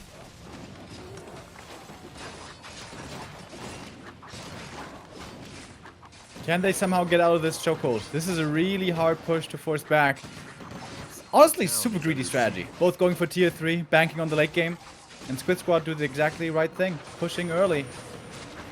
Oh, going for the Blade Master now. He's ensnared. Heal potion was there. With that, he barely gets out. Suddenly we have 2 Mountain Giants, but I think they don't have the upgrades yet, right? I think I saw one, but I'm not sure. Lolite using Wisp very nicely. They weren't sniped too much. There's not much mana left, especially on these walkers. When are Lin's casters online? Quite a big question in this. Oh, Blade Master! He's about to die! Speed scroll! Oh my god! Perfectly done by Lin. Are they actually pushing this back? Well, it's quite a big army still. And Lin still doesn't have too much here. That Lodge cancel was essential. That one Witch Doctor in the army is like, guys, I got this! I'm throwing down sentries! We're gonna have lots of vision. Let's get 2 now. Alright. Stasis trap. Let's do it.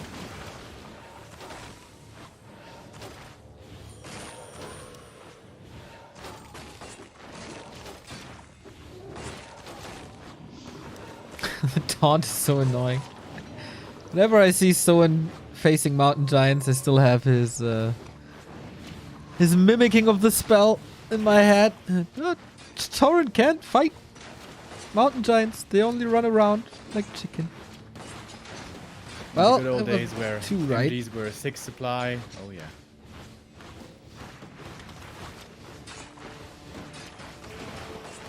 Well, Lolite is supply stuck. Can't do anything. Can't build any new MGs. Can't upgrade them. So maybe feed Lin a little bit. But his army also very, very tiny. This looks like the clean sheet is getting dirty. The cheese strat didn't work too well. Leapfrogging forward with towers. Stasis traps coming up. Trying to lure them into this trap, but yeah, that shouldn't be falling for this. Heal wave, focus fire. Nothing really to save him. Just hero focus. Want to end this now. Oh, the TC. Yeah, he's just dead. Stasis traps. 2 of them go off. Second one didn't stun that much.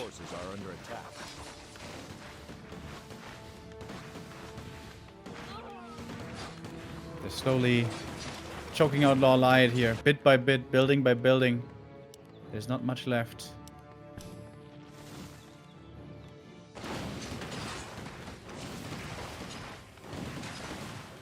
Heal wards for MGs, cool idea, but well, it takes too long apparently. I still want to make it work somehow. Don't know how, but they're staying in this. I don't want to have a flawed record, but without Lawlight's entire base, it's getting rough. Not saying that it's impossible, because it's Lawlight and Lin, and few things are impossible only for Lawlight and Lin. It's not gonna be easy. Alright, they have double master training now. They have Bloodlust, they have heal A wards. player's forces are under attack. They also got a Torrent Totem. Is he trying to go Master Walkers as well? Triple Master training?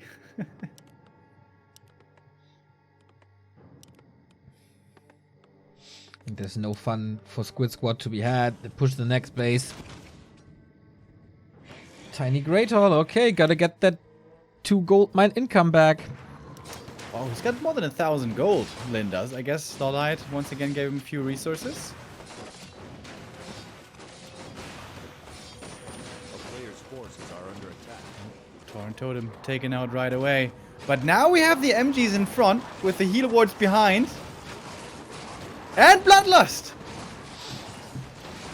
No TC anymore though, getting rid of the heal ward. There are 2 of them. Wisps are coming in for some detonates. I think they will be sniped though.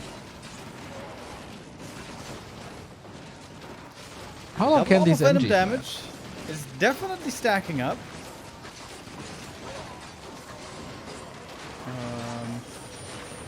Focusing on the Mountain Giants now next. They are hard to kill, of course, but they can't be remade. Lawlight doesn't have production anymore. One Mountain Giant is about to go down over here. No, staff last second. Where does it even staff to? We don't have buildings anymore. I'm not sure. Blade in trouble. Has to walk back. There's healing for him. No way. Are they doing this? They definitely kill a couple of units. Spirit Link on anything. Not too much Dispel though.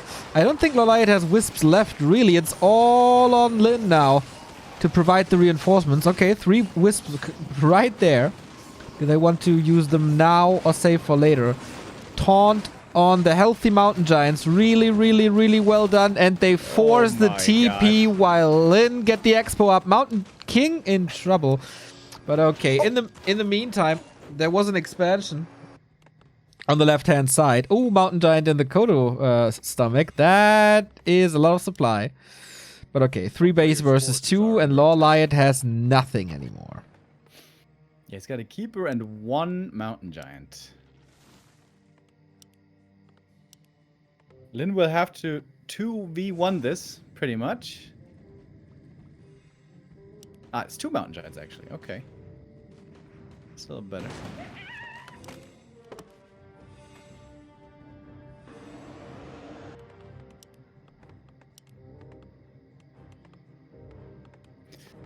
They're about to scout the top left base. It seems like that one has to be killed, or at least harassed heavily.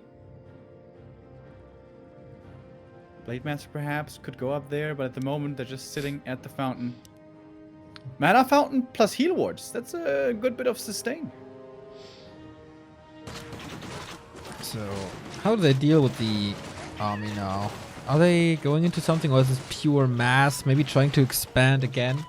There's 2 open gold mines now, bottom right and close to the fountain.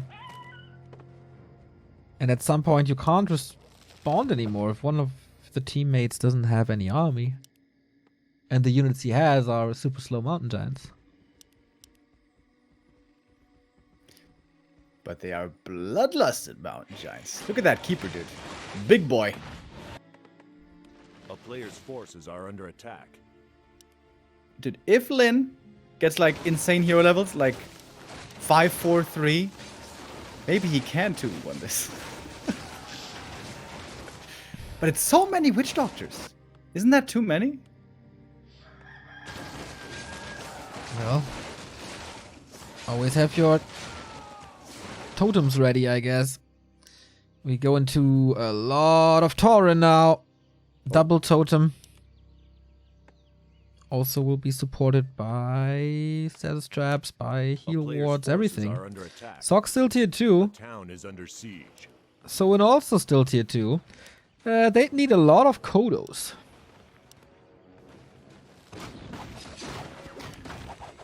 Is it looking good now for ELL? How crazy is this? Lawliot lost every building. He only has like 3 units left. But it might be Lin with a whole bunch of Master Casters and Torrents. And triple hero, of course. Big items here. Potion of Divinity for the MK. That's pretty nice. Lin getting also Potion of Divinity. Also pretty nice. 25 seconds of invulnerability.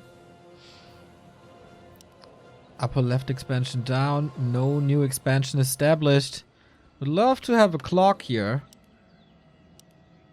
Is Lawlight re-expanding there? Is he claiming his old territory back? Or is that a tiny Great Hall again? I think it's one of the two.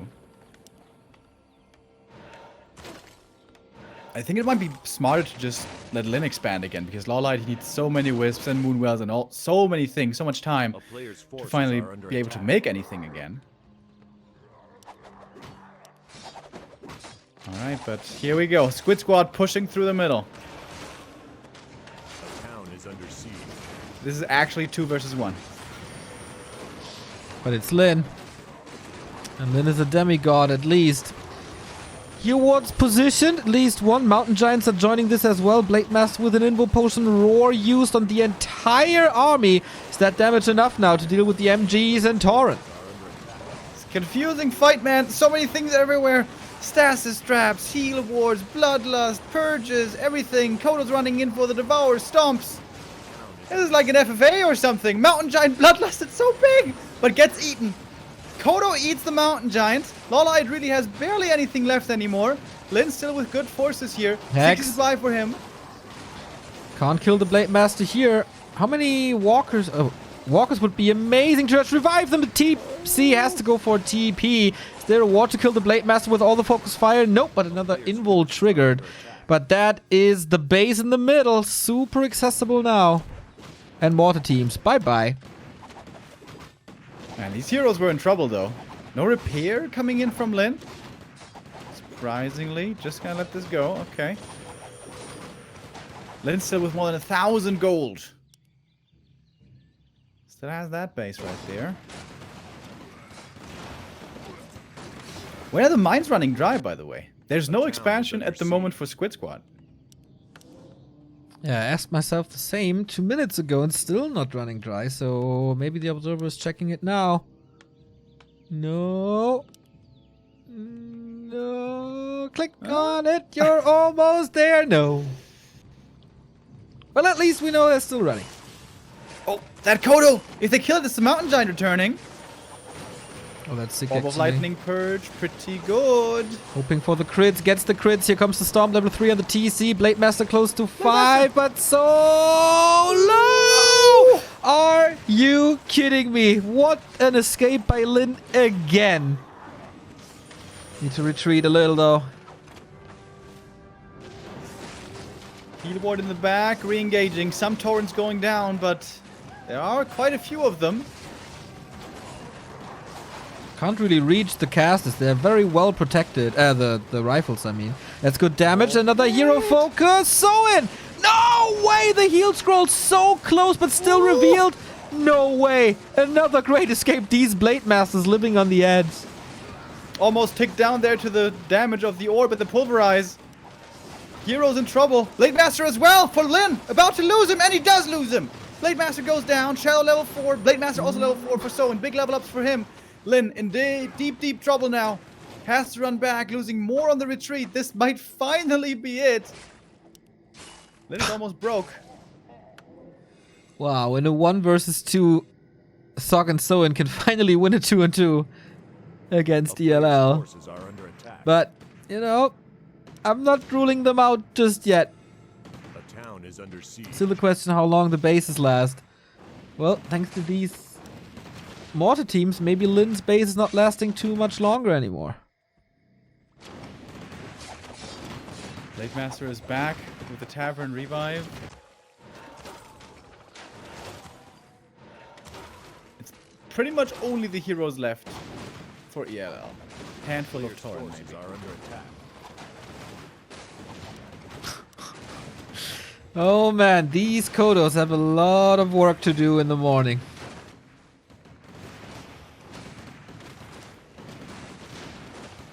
Alright, they're coming in here for the defense. Hero focus once again. Oh my god, it's so much damage on the Blade Master, and he's just dead. Wiped out. Yep, that's it. Clean sheets is dirty. And this is the Squid Squad getting a point here. Who would have thought mass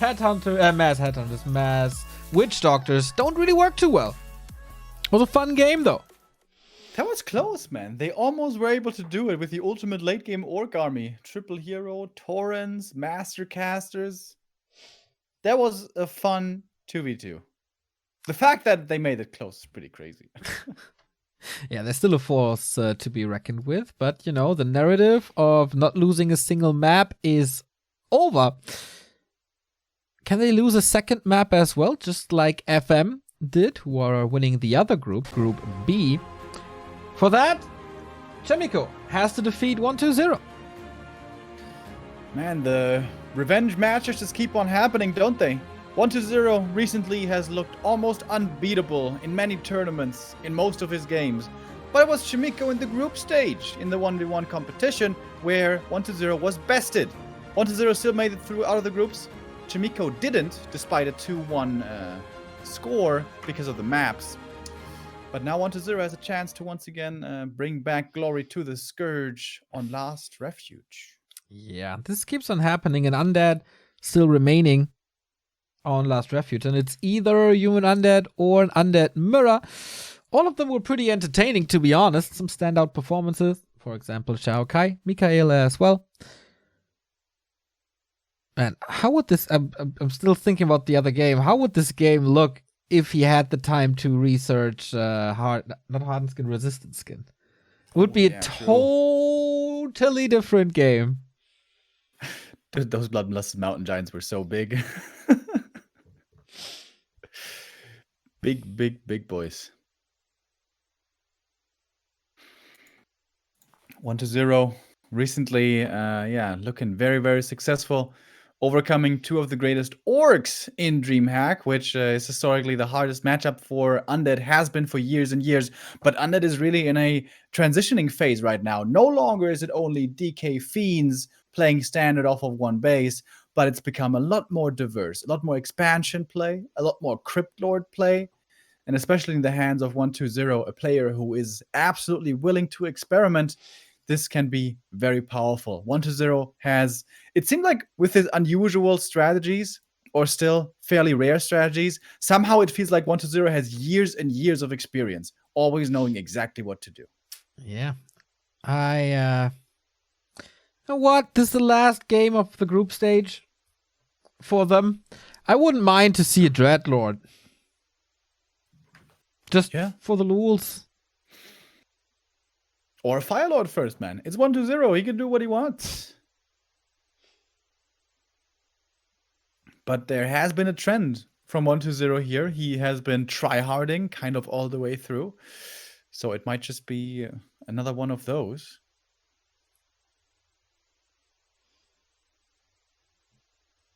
But just as is the case for Lawlight that we saw earlier on Terranos, there's so many different strategies nowadays that 1-2-0 can throw at you. And against all of them, you have to be prepared. True that. Later today, we got the LP Club against the Fanboys of Pink, deciding what team will make it out of Group B. So even though this first clan war is over, and relatively quick, might be our fastest clan war of the entire group stage, we have one more for you guys. And then the finals in 2 weeks, I think. Yes, in 2 weeks, exactly. Beginning on the 5th to the 8th. Don't know exactly when the Warcraft games will be held, but of course we'll keep you up to date on our socials. So does WCG. They are on Facebook, Twitter, Instagram, and I'm pretty sure TikTok if you're into that. Didn't check on that. You think one day we're going to be forced to join that social media as well? I must admit, I'm a bit of a boomer in that regard. I have still not exactly a clue how TikTok works. Yeah, I mean, took you some time to go into Twitter. Your Instagram profile is rather deserted as well. So maybe in 2058, you will try TikTok for the first time. Slow and steady. You know, slow and steady wins the race. I take my time. I'm like a turtle, basically. A dead turtle. No, I'm just alive, but, yeah. Slow and steady. How's the Insta grind? It's quite some humorous pictures recently. Instagram, I must say, I do not use, but yeah, some others I do. Dead turtle on Instagram. Most important social media out there. Go get us. Back to Warcraft to be found there.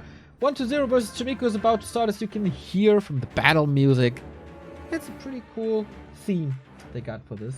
I think on the first day of the solo competition, I heard a remix of Beyond the Game. I missed that. They should bring that in more often. Oh yeah, last year in Xi'an we heard that quite a bit. This year not so much, but perhaps for the main event. Our last game here in this clan war for honor and prestige. Chimico versus 1-2-0.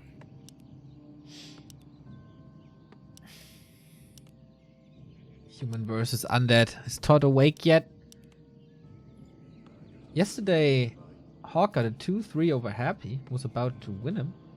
The humans are getting better in this matchup. Chimiko always was pretty good in this matchup. Yeah, let's see what this is. Is he going MK first? Because it's Chimiko. Yeah, some humans out there have been trying to make MK first work against Cryptlord. It's also what Chimiko tried against Infi. That did not work at all. The more reliable choice normally is the AM. Of course, you cannot be certain that it's a Cryptlord. Archmage is the choice. 1-0 is going for a fast Fiend build. That is something I haven't seen yet from the top undeads or from the Asian undeads against human. This is something that we see a lot over in Europe. Enter, for example, is playing this a whole ton. Fiends into fast Cryptlord, if that is what this is. Alright. There can always be a little surprise if 1-0 is the name of the player. Chimiko pretty standard so far. 2 farms only. Let's see if he goes for 3, 4 expansion. If he goes for the mercenary camp first or not. Cryptlord cancelled. Cryptlord again. He wasn't quite sure for a second. 1-0 also has shown a lot of times that he likes playing Lich first. Maybe he was considering that. But no. Cryptlord it is. With Cryptlord and Fiends early, you can creep very fast right away. But of course, it takes a moment until you actually get the hero out. AM's going to be out much faster, going for the Merc camp quickly. Definitely looks like he's expecting a Cryptlord play. If you do this opening against a DK standard, when you're getting harassed, it's really risky. But against Cryptlord, that's exactly what you want. You want high levels, you want mercenary support, and be able to fight the Beetles, the Beetle onslaught, fairly well. So yeah, I like this opening by Chimiko quite a bit. Let's see for how long, or if he's getting flooded. Of course, he has to cover the right-hand side, because ghouls could always break through that flank.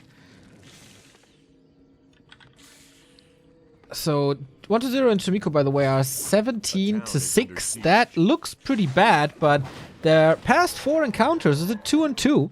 So it goes back and forth between them, oftentimes a 2-1. With, of course, the big win of Chimiko here in the World Cyber Games 1-on-1 competition. And the AM is creeping quite well here indeed. Question is whether Chimiko will be expanding. But most of the time nowadays, the answer for the humans to that question is yes. 4 farms definitely indicates such a desire.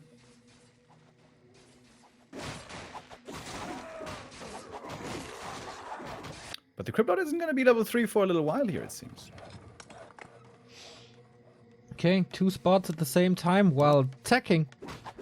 Not exposing the bottom right to another push. Cryptlord is focusing on himself as well. Big invo potion kind of nice. Harass kind of nice. Oh, you don't want to lose too much lumber here. That's a great creep route by Chimiko. The militia took out the green, then he gets level 3 perfectly in time to pressure then the Cryptlord with that level 3, while the Cryptlord is only level 2 himself.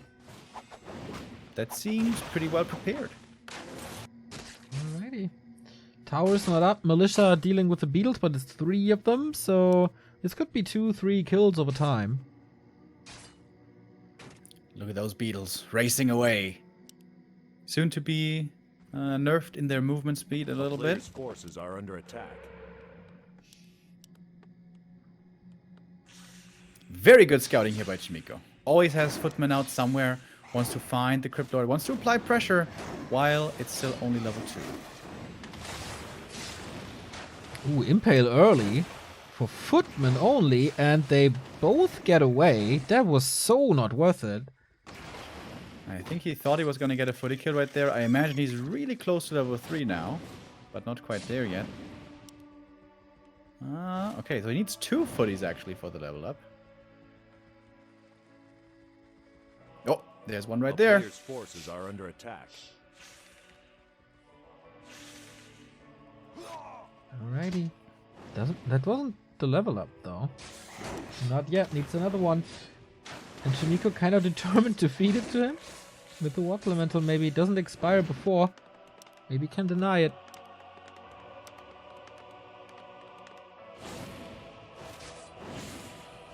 Oh, it's an important moment. Oh, nice last hit. Dude, 1-2-0 is so good with these last hits. We saw it especially against player's Fly forces and are Lin under when he was attack. trying to set up expansions. He knows exactly how to get those last hits in time.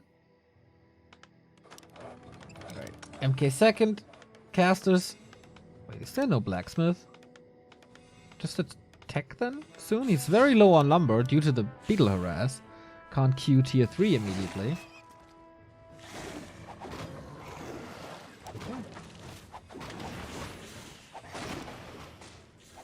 No expansion in a Crypt Lord versus human matchup is weird to see. Yeah, this is not normally the way we're used to this at all.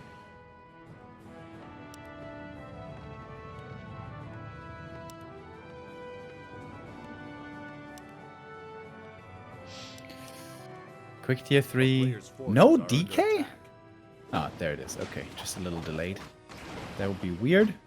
Coil and Aura are pretty good abilities. For a second I was like, is this Berserker surrounded by one beetle? But he's gonna get out. Chimiko's lumber economy definitely suffered earlier, right? He was using and losing some militia. Beetles definitely there were quite the headache. So whether it's a tier 2 expansion for Chimiko or a tier 3 tech, both of them aren't really easy to go for. A player's forces are under attack. Good time for the Crypt Lord now. He can creep up a little. Nothing's really dangerous for him at the moment. No knights, no gyros, no master caster, no triple hero, far away from necessary levels. So it's turning into a little creeping fiesta. Could even expand on tier 2 when he's distracting enough with beetles. Just has to be careful that the red spots don't go all to the human.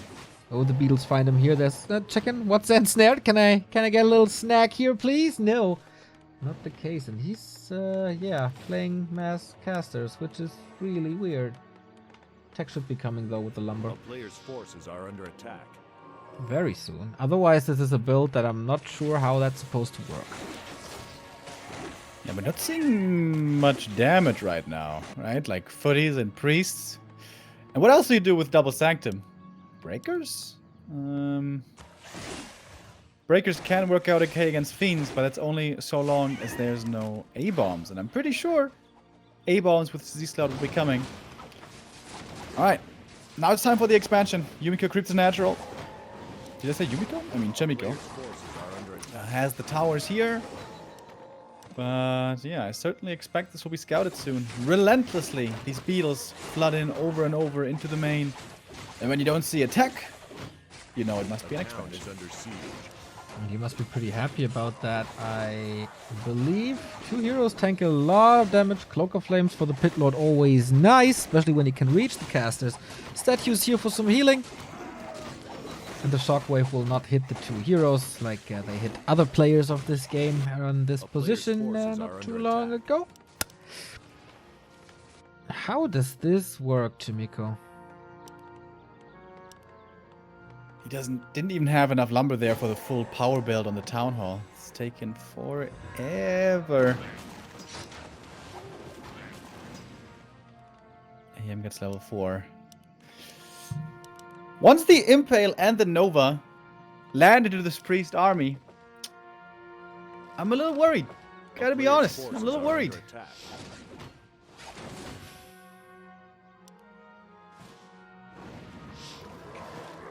At least 1-2 is not getting both red spots, but he's creeping the lab. That's always a sign of dominance in a match when that happens. Creeping right in your front yard. Oh, not a great item. Would love to transfer that into lumber now, I bet. What does you could even go for a Zeppelin here, drop into the main, be even more annoying. There's almost enough resources for the counter expansion from the Undead. Not quite, but he's close.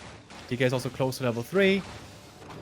When you oh, is he impaling? Is he keeping with the army? That always is an invitation for the perfect impale! Oh, big yikes! Berserker goes down right away. DK, level 3. This is all before the Lich, by the way. Mountain King getting surrounded, but he has some decent defensive tools. He's got the clap, he's got the invul potion. And 1-0, perhaps a little over-eager going for this fight before the Lich. In fact, the Lich was only now moved out. Sort of forgot about him for a little bit. But there's the TP to get out if he needs, which is used now. One Fiend goes down, and a second Fiend goes down.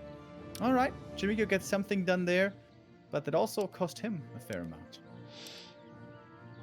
Expanding on the high ground now, upper left, as the natural expansion is scouted for a long time.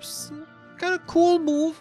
Chimiko might still be of the impression that it's just a one base undead play, which is still very, very powerful, don't get me wrong. But yeah, sneaky expansion. I like that, but oh, that's gonna be scouted and killed. Oh, we can't cancel anymore. Can only unsummon. But that will be necessary. Good scouting by Chimiko, I like it. But in the meantime, Mercenary Camp goes to 1-0, then probably another attack, as he's aware of the expansion, isn't he? A town is under Battle Giant strength here for the Crypt Lord, not too bad at all. Normally on the other heroes, not so good. The DK right clicks really don't matter, but on the Crypt Lord, it is pretty strong. Chimiko doesn't feel comfortable enough to kill this Necropolis, fearing the flank, I imagine. Because Chimiko's army is still small, only 48 supply. He does have double base income now. But he's, yeah, not feeling too hot right now. A little bit of leveling. Crypt Lord is getting scary close to 5. Not much left on the map. Alright, Lich levels up. Got Frost Armor, probably. Yeah, what's this army still? Blizzard now. Okay, Breakers, Casters, okay. Should be easy to deal with this. This is not an army that scared any undead ever. Especially not when the priests are left alone. First Nova, first kill. And because of the Disease Cloud, they're always healing and sometimes they get left behind a little bit. Easy to snipe right there. It's pretty much only the heroes doing damage here. The Clap, the Stormbolt, and the Blizzard. The army is not scary at all. 1-0, more upgrades. And now the Haunted is finally coming. A player's forces are under attack. Still no tier 3. This is crazy. Workshop coming for, I don't know. I guess Gyros, but with this army could also be Mortars. What do I know? But here's the push. That's a big push. That's a scary push. That might be the last push. Quick with the repair, keeping the Arcane standing. Chimiko would love to lure the heroes in forward, burn their mana, and fight against heroes without abilities. And then maybe he can take a winning fight. Good scout here as well. Chimiko is doing a lot of things right. But at the end of the day, he still only has a tier 2 army. Oh, gets a kill there on the Fiend. Blizzard, we like that. Good splits now, but he kind of ran into these natural disasters. But still, what do you do against these destroyers? That's the big question. Clap, Blizzard damage starting to stack up. That's another Fiend. 2 kills here for Chimiko, not bad. A little sloppy, I think, from 1-0 to allow this. But he killed the towers now. And with the towers gone, this is the militia in danger, or the peasants, I should say, at all times at the expansion. Abomination with Disease Cloud is now working against the Breakers. Lich is, of course, helping with that as well. One focus fire, and they're pretty much down. Ooh, there must be Burrow, right? Going for the Mountain King now. He's in the middle of everything. Has an invul, but is not in the mood of drinking today. I think he was still stunned from the Impale. At this point in the game, with these hero levels, Impale Call Nova is extremely strong. Hard to keep the heroes alive against that. And that is it. GG is called. The win for 1-2-0 and ELL. Okay, so they remain undefeated in the solos, only giving away one of the 2-2. So their end record is 14-1. Pretty disappointing, if you ask me. Almost perfect. It was so close. But in the 2v2, that strat was a little too greedy. But it was fun. You know, they still can be very satisfied with this group stage. I'm sure they are. And now they're going to be looking towards their next opponent from Group B. It's either going to be Old Boys or LP Club. And this is out of the hands of the Old Boys. They're not playing today. The last match of today and of our entire group stage will be LP against Fanboys of Pink. Exactly. If LP wins the clan war, they are second place in the group. They will be facing ELL. If Fanboys of Pink win their first clan war here, then it's the old boys making it, as they have a map score of 7. LP Club at the moment, map score of 4. This is about every single map, pretty much. Here the recap, though. ELL with the first loss in the entire season. Squid Squad, again, not living up to their name of Chimiko, Sok, and Soin. They should be in the semifinals when it's only about elo and name value. But that's not what it's all about. It's about what's happening on the map. And that was once again not too great. Not living up to their standards. But therefore, we have the surprise semifinal entrant of ORZ, Linguagua and Xiaokai and Alice. The Chinese talent squad, I think, is a little too high, but the tier 2 players grinding a lot, peeking into the upper tiers of the Warcraft scene more and more. And it's really good to see them there. Yeah, absolutely. It's going to be fun to see how they're going to match up against FM. First place from Group B. Of course, everyone is expecting ELL against FM in the grand final. But, LP was able to, before, crush some people's dreams. And LP we're going to be seeing next. But this, I think everyone agrees, is not the strongest LP we've ever seen. All right, then. Maybe there's a chance. We go into a little break, and then we're back with the World Cyber Games Connected 2020.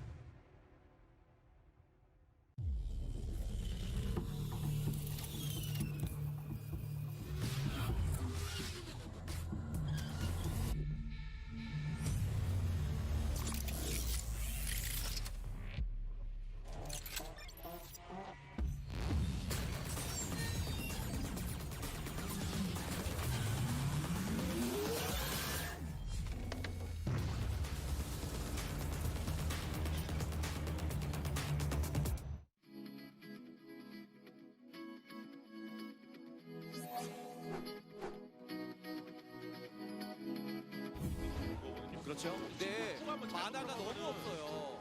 아, 골 줬는데 이거는 살아날 것 같은데요. 아이고. 이라기보다는 잠깐의 스폰이라고 봐야 되는 그런 것도 현재까지는 있긴 하죠. 1레벨이니까. 자, 좋아요. 들어가요. 좋아요. 아니, 막 AK 그렇죠. 잘 피하면서 키만 넣어주면은 야, 이게 말도 안 돼요. 됩니다. 아이고. 자, 힐스까지 써주면서 일단 첫째까지가 너무 좋아요. 근데 위치가 힐링 트롤들 약간 스킬 써주고요. 이거 오히려는 막전가 이유 없어요. 지금 미를 한발 이제 나가시가 차라리 지금 그게 낫네요. 차라리 1대. 네, 차라리 1이고. 잡았어요. 이게 영락시죠. 무하단으로 와야 되는. 그러면 이페일 가시고 아까 말씀 이페일이 문제예요. 이거. 네, 많아. 와, 엄청 빨려. 와, 명을 띄우고 이거. 네. 자, 와, 쉐슬링이 많이 없기는 한데 마무리가 되나요? 팀들이 때리는 것 때문에 팀이 좋아. 트레드로도. 자, 다시 내리고 태원 상대가 못 사게. 나만 쓸수 있어. 볼트 한 발 더 있지 않나요? 볼트? 잠깐만. 다시 내리고 막았다가 때리려고 그래. 와, 엠싱모. 보자. 볼트. 오히려 포탈 안 되게 잡아. 야, 그 사이에 노지도. 야, 이런 거 좋죠. 자, 이쪽 지역 근데 불매가 전사 있어요. 아이고. 피를 주지 못했죠. 시가 위쪽이었었네요. 야, 이게 뭐야 이게 기사들끼리만 붙어요. 야, 이게 진짜 마키한테 만화 이미 다 줬거든요. 자, 계속 막 5레벨. 이거 차이 넣었어요. 자, 근데 자, 이제 뭐가 무슨 이상한 조그만한 해성들 날아다니는 그런 느낌으로다가 판넬 같은 거.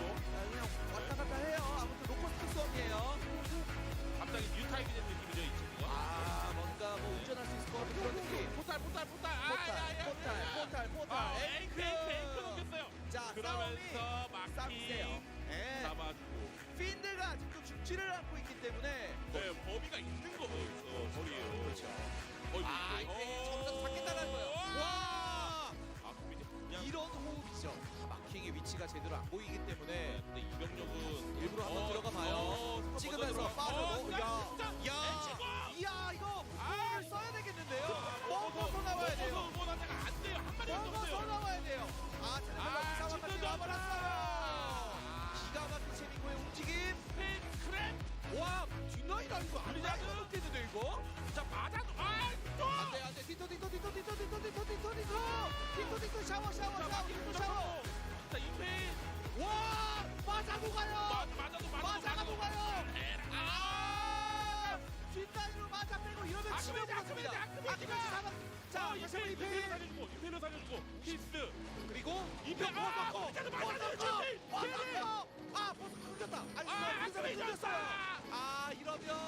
공개사가 없나요? 와 그랬어요 마라본 살려서 좋고요 그리고 싸먹는 그림이 됐어요. 네. 양쪽 그 오크 나일테이프 이제 포커 선수하고 강재원 선수의 병력이 전부 다 만만치 않은 병력이거든요. 맞아요. 한쪽을 쫙쫙 해요. 자 할 수도 있어, 할 수도. GG. 단타 교전이 자. 퍼지 자, 라이팅 실드. 걸면서 안쪽으로 파고듭니다 자, 밑에 못 이거부터 못 들어오게 밑에 이거부터 자르는 게 좋은 플레이예요. 자 일단은 임페인. 근데 병력이 꽤 돼요 됐어요. 됐어요. 와, 됐어요, 전사. 아니 요거 라이트닝 실드 한번 자, 라실 받고 지금이에요. 찍고 타이밍 요거는 제일 라이팅. 자, 이거는. 이러면 오크가 잡습니다 와, 어떻게? 아크메이지 조심. 아크메이지 아무도 없거든요. 잠깐만요. 아크메이지 뒤에 뒤로 제플리. 이거 사망이에요 코인. 엄청나게 화려합니다 네. 자 못할 팀이 좀 노는데 위치를 잡기 위해서 어쩔 수 없었죠 피드. 아이고야. 프리스트까지 4기. 쌍도 갔어요 자 그래도 더 봐야 돼요 이거 자, 임페인도 6대를 찍으면서 로봇 선수. 네. 자, 프린트 할 거. 자, 버텨줄 수 있나요? 그래드로드 자 요거 앞라인에 금방 버틸 수 있을 것 같기도 하고 마킹 모션 있었는데 쓰지도 못하고 전다. 걸렸어요. 자, 그러니까 갔죠. 야 공격이다 넥서스. 공격이다 들어갑니다 블리자드 이게 쓰고 근데 공격 부서질 리가 없는데. 그러니까 위험하고. 아크메이제 아메전사. 너무 못할 팀이 지금 샤드가 돼 있어가지고 이거 대박. 팔라딘이 있습니다 네. 아니 포지션 이거 완전 지명으로 다 찍어들었는데요 땡땡땡 마셔 대형 릴리 포션이 있긴 있는데 MC로 당하면 마셔도 죽어요 이러면 하이드 네. 자 그래도 아크레이저 연사. 이러면 저스트. 너무 어려워졌어 영다 죽었어요. 안으로 갔나요? 아니 한게 아니고 도망갔다고 봐야 되나요? 도망갔다고 봐야죠. 네. 그나마 아처의 숫자가 좀 있기는 있습니다. 다만은 킬링 웨이브가 가능하기 때문에 이거 너무 자, 다른 영웅들도 그 콜 당한 거예요. 곧이 바로 핀노드였죠. 곧 죽을 용신입니다. 네. 아이고 데스나이트. 지금 저 파란색만 뜰 것 같거든요. 지금 보니까. 무슨 약간 그거 같아요. 지금 식당에서 메뉴 나오듯이 자, 두 번째 데스나이트. 이거 못 막는 타이밍이에요. 그렇죠. 애초에. 이게 저 타이밍인데. 이게 볼텍스. 다르면 맞아 잡아요. 맞아갔는데요. 지금 우측에 언데드가 확실하게 지금 맞아 점사. 지금 그리고 힐링 스프레이를 방금 전에 마다 쪽에 많이 던져가지고 슈만 쪽이 완전히 녹았어요 지금 방금. 혹시 때릴 수 있을 만한 유닛들이 생각보다 이렇게 많지는 드라이어밖에 않아요. 없어요. 지금 현재 많지는 드라이어밖에 않아요. 없습니다. 그래서 블리자드의 힘을 믿어볼 수밖에 없겠죠. 블리자드. 블리자드가 해답이었나요? 칩트. 근데 이게 자, 영웅 때리겠죠. 영웅 때리겠죠. 버티나요? 버티나요? 디스펠. 힐 받았어요. 근데 마킹이 던져가지고 방금 이제 자 치트는 아무도 못 아드베이즈. 전사. 아베가 조금 빨리 죽었는데요. 자 그리고 키퍼. 이게 신경이 완전히 오 잡혔어요. 네. 토탈 못하고 잡히고 저거 이렇게 되면은. 그래서 일단 버텨보려고 노력합니다. 점사 안 나가게. 딜리 스프레이. 쪽으로 게임. 많이 어려워지는데요. 많이 어려워지는데요. 이거 경기 결국에는 일단 버틸 수 있나요? 이거 버틸 수 있나요? 킬리 스프레이 뿌리면서 버티는데 버틸 수 있나요? 알케? 본인이 안 돼요. 알케 사망. 어허. 돌리는 거예요. 그렇죠. 돌아옵니다. 한 번 더. 약간 오늘 플레이는 약간 노리고 선수의 예전 느낌이 좀 나는 듯한 느낌이에요. 돌아오신 플레이. 네, 돌아오신 플레이입니다. 힐프 한번 먹었고, 네. 그다음에 만화 한 번 더 있어요. 한 번 더. 이러면 깨질 수 있습니다. 와, 이게 이러는 사이에 깨지는 모습 깨지면서 엠블럼까지 같이 나왔어요. 스샷 타이밍이라는 얘기예요, 이게. 하나, 둘, 셋. WCG 폰트를 우리가 좀 홍보를 해야 돼요. 한번 PPT를 만들어 볼까? 이빨 좀 그만 보이라고 너 그만 좀 웃으라고 너 병 걸렸어? 인턴이면 인턴답게 어디 지금 팀장님 말 아무로 끊고 말이야 지금. 편하게 너희들도 나를 대할 수 있게끔 상황이 그런 거 없어. 편하게 얘기해도 알지? 시 알겠어. 작! 아니 듣고 있니? 진우야 너 한번 뭐? 의견. 너나 잘해. 우린 알아서 해. 도구를 똑바로 해야지 욕을 안 먹을 수 있어. 어이가 없다. 오늘은 내가 특별한 사람들을 모셔왔어. 친구 있었어? 와 제대로 날렸네. 나도 열려있어. 나 지금부터 시작할게. 뭐 끝이야? 자꾸 그런 식으로 버스 타려고 하지 마. 이 티셔츠. 지금 기존에도 하고 있지 않아? 홍 팀장 애들 월급 주면서 뭐 하는 거야 지금 도대체? 팀원들은 네가 준 거잖아요. 홍 팀장은 이따 나 좀 보지?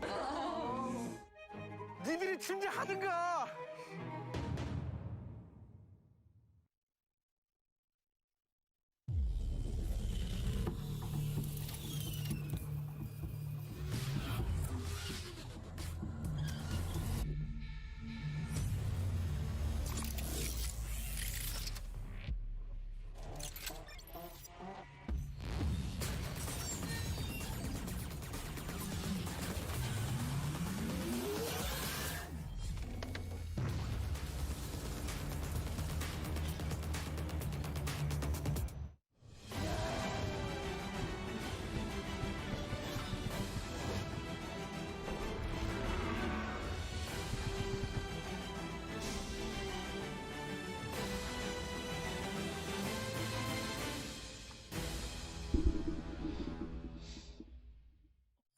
Back at the World Cyber Games 2020, Seoul versus Shanghai is the theme of this tournament in the Connected Edition in this year. Last clan war of the group stage, and then we're done. And we know our 4 semi-finalists for the solo competition and our 4 teams for the team competition. We've had a lot of fun already over these last few weeks with the team and solo competitions, but what it's really all about is the main event, the grand final event, those 5 days, or 4 days, excuse me, from the 5th to the 8th at the beginning of next month. And we're almost there, Neo. We almost have everyone on board, everyone we need for the top 4 final competitions. Only one more decision to be made. Is it going to be LP Club or Old Boys from Group B? In Group A and Group B, the 2 favorites prevailed. That was ELL and FM, as we talked about quite a bit now. In Group A, though, the Tier 2 Chinese squad has prevailed. That was ORZ. In Group B, not so much. Fanboys of Pink, PCG, Ice Orc, and Mango, 0-2, 1-9. They only got one lousy map, and that was a 2-on-2. So not the greatest season for them, that's for sure. Now they are facing Colorful, Fortitude, and 15 Sway. Which is a very strong team. LP Club before in WGTL have looked very good at times, whereas Fanboys of Pink, I must say I was a little bit disappointed. I expected a little bit more. I'm a big fan of Ice Orc. He has a lot of talent. A lot of people keep saying it. And Mango also one of those guys who has quite a bit of promise, but so far they haven't been able to bring that to the table yet. Where Fortitude may not be in his best shape ever, Colorful is certainly looking really strong. LP Club going into this as the big favorites with their fate in their own hands. It seems like as long as they don't start getting nervous, this should perhaps be theirs. Maybe that is the case indeed. They lost to FM, LP did with 1-4, but Colorful defeated Moon, so that definitely underlines what you just said. 2-2 action to start things off as always. Twisted Meadows it is. 15 Sway and Fortitude as Orc Human versus the Night Elf Undead combo of Ice Orc and Mango. So Ice Orc switching it up again. Yeah, we've seen this from him plenty of times before. Once more, we'll try it here with Night Elf. Orc Undead is also a playable combo. Also on this map. Yeah. We saw that very impressively from 1-0 and Lin before. But Ice Orc rather off-racing. I would love to know why. Curious. Maybe Mass Huntress and Fiends is still easier, or they are working towards a certain timing and not willing to go into the late game. I don't know. Maybe not too much practice as they are switching it up back and forth. There doesn't seem to be a pattern with them here, the Fanboys of Pink. This is the combo they played against FM on Twisted, against Focus and Moon, and they lost, unfortunately. When they won in this combo with Ice Orc and Mango, Ice Orc was playing Orc. So this is indeed a little bit surprising to me. Yeah, Ice Orc back then, I think you called him the Ice Elf. Switching races. One of those talented young guys capable of playing multiple races. Is that just me, or does it seem like it's becoming more and more fashionable for the young players to be able to play different races? We kind of saw it with 1-0 before, who's still somewhat a young player, starting as Orc and sometimes rarely off-racing there. 15 Sway, we see doing that a lot. And even Ice Orc. Johnny Cage in Europe as well. The theme of this clan war is pretty clear. If LP Club wins this clan war, if they take 3 maps, then they are in the semi-finals. If they lose, then the old boys advance. Mikael, Thunder, and Check. And we talked about a crazy 5-0 scenario earlier. Even if Fanboys of Pink get 5 map wins here, it would still not be good enough, as they had a rather weak run until there. What are the spirits? How high is the motivation? Fanboys of Pink, what are they going to bring to the table? Yeah, we've seen from the old boys, for example, weird Tier 1 tower pushes. But if you have the commander, the general in Fortitude, I don't think there's any fooling around. So they will be playing standard for sure. Ice Orc again with his nickname Keep Faith. Maybe that's the theme for the clan war here as well. Yeah, at least show the best play that you can. Starting off with an Ancient of War creep, which isn't normally what we see all the time. Keeper Harass with Huntresses is what we've been seeing in 2v2 quite a bit. But over in Mango's base also, if I saw that right, is a Ghoul build. Trip Lord has been seen time and time again over the last few weeks. I'd still love to see that Dreadlord. What? Whoa. Warden? Okay, maybe I've never seen a Warden in 2-2.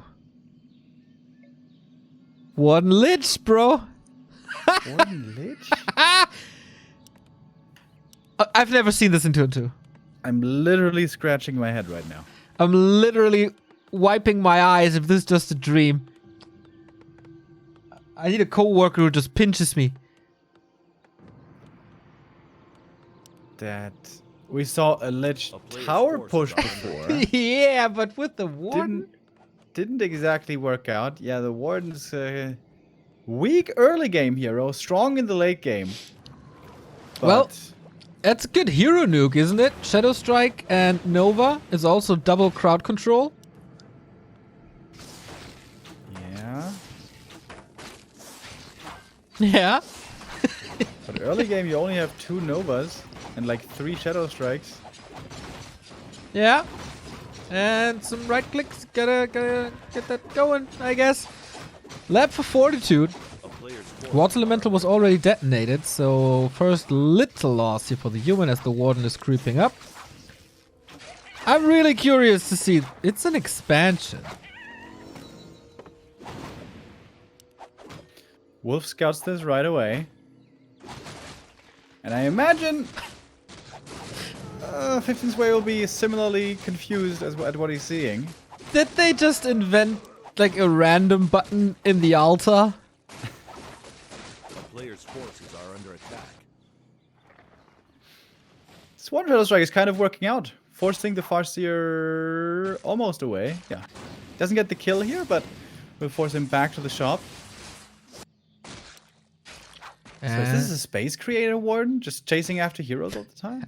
No idea. It works well for the Farseer here. 0 experience. He's forced to move back. Shadow Strike ticking out. Grunt is coming in to block. Well done by 15 Sway. Oh, blink though. Didn't expect that. Boom, that's the kill. And the expansion, in the meantime, coming up for Mango. Without a Farseer here around, doesn't seem to be able to get the cancel. There's Wolves here, even forcing a Nova, but that's not fast enough. They counter expand now. These 2v2s are quite weird today.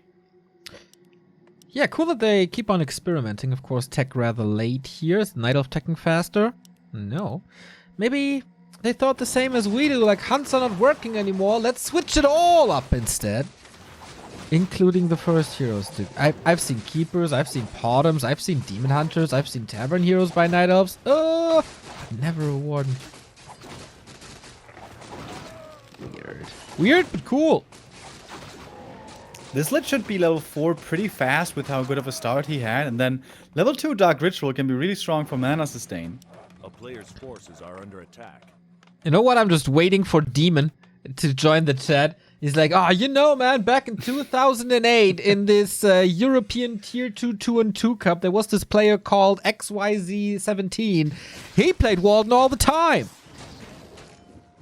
How could we not remember that, Neo? Truly, truly. So far this seems to be working out pretty well. The Lich is level 3 early. That level 2 Nova definitely makes quite the difference in the early game. The Warden not level 3 herself quite yet. We'll get there soon though. But my worry with the Warden is, once we are in the big late game fights, you know, everyone's on 50 supply, maybe 60 supply.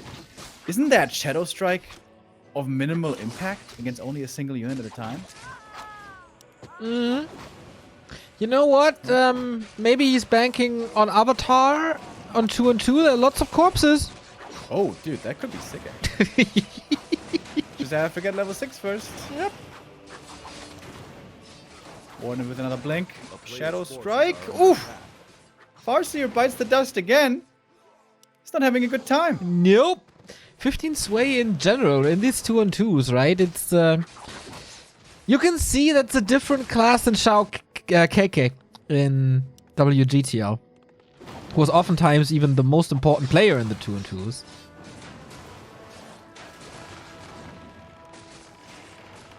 Yeah, 28 supply only. TC now coming out, still waiting for the Farseer. It seems like they don't exactly know what to do, and I don't blame them. Like, what the hell is this strategy? Lich Warden. But you were right. This single target focus on heroes with Nova and Shadow Strike is freaking crazy. That definitely did buy the time for the expansion. The question is, can they A, expand again? Can they shut down the expansion? Do they even need to? Because Fortitude is getting stuff done here. Just the boots and the salve as well to heal up after the Shadow Strike. That's very nice. Another Ancient of War coming. What is Mango teching to behind this, I wonder? A-bombs could be really strong. Yeah. They are really hard to kill, that's true.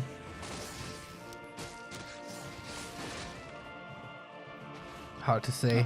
They need some range as well, right? Like, okay, yeah, Hunters in general are range, but they're not really a ranged unit. It sounds weird, but you know what I mean. Like, they have a very low range, so they don't really count as range, just like Breakers. Yeah, and Lich will be reinforced here by Fiends. We have double Crypt Fiends coming out for Mango. Seems like A-bombs will not be played, at least not in masses. Finally, some creeping for 15 sway. Finally, some level ups. Big item here. Hoping for the big auras, of course, always in 2v2. There's plenty to be found on this map. Warden coming in, looking for a steal. Oh my god, did you get it? Seems like you are quite far ahead of me. Not too sure, actually. It was close. Rune Bracer go to the TC. Oh, the Warden is in trouble. Getting surrounded. But, yeah, there's Blink. How could I forget? Steps and Blink. Region Scroll pop now to get this army back up. Disenchant just started. No tier 3 tech by 15 sway. We're approaching the Merchant. And creeping should be rather quick. We're going into Fiends. That is kind of the standard in 2 and 2. You always do that. Novak to greet the enemy. Level 4. Level 4. Dark Ritual level 2. It seems counterintuitive, but using Dark Ritual on Fiends can actually be really good. You get like 350 mana from eating one Fiend. That's a lot of Novi. Like Bon Jovi. Hell yeah. Push into the back. Some Acolytes getting attacked. No towers here. Little greedy maybe by Mango. Trying to walk over to his main to keep it safe. These Fiends though without aura. Quite slow indeed. And also getting intercepted by 15 sway. He's got the tier 2 army there now. But it's the Warden chasing after the AM. A player's forces We have seen that countless times before. Not in 2 and 2, dude. Nova Killer Raider here. Second Fiend and Snared though. Good and snares by 15 15 sway. He's getting stuff done now. Archmage in trouble while Mango is just salvaging this or buying time on his own. With losses though. They're losing quite a few Fiends, right? There must have been at least 3 Fiends going down, maybe 4. That's a lot of Raiders in exchange. It's not a free trade. Farseer does not want to die again. Eats the Fiend. Lots more Nova. But goes for the Walker. Ethereal form. Nicely dodged. If the coil hits when he's in ethereal form, he's dead. Good timing here. Is there another ensnare? There's a storm. Should be a storm. Ooh, Lich is playing with fire. Has an invul and a TP. Should be fine in the end. But nicely played by Fortitude. Sending the footmen, who are disposable anyway, into the undead base to buy more time. And is it ticking out? Uh-oh. Wait a minute, 3 22, 3 HP. There we go. Constant brawling once again. Twisted. The Royal Rumble of 2 and 2. A town is under siege. Ice Orc still only tier 1. Not going for any tech. He's gonna fall off real hard with his Huntress soon. Banking on the Warden, I guess, to keep him competitive.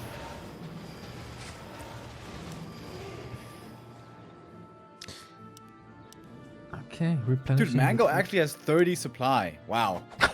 This economy harass really gutted him, along with the Fiends getting killed.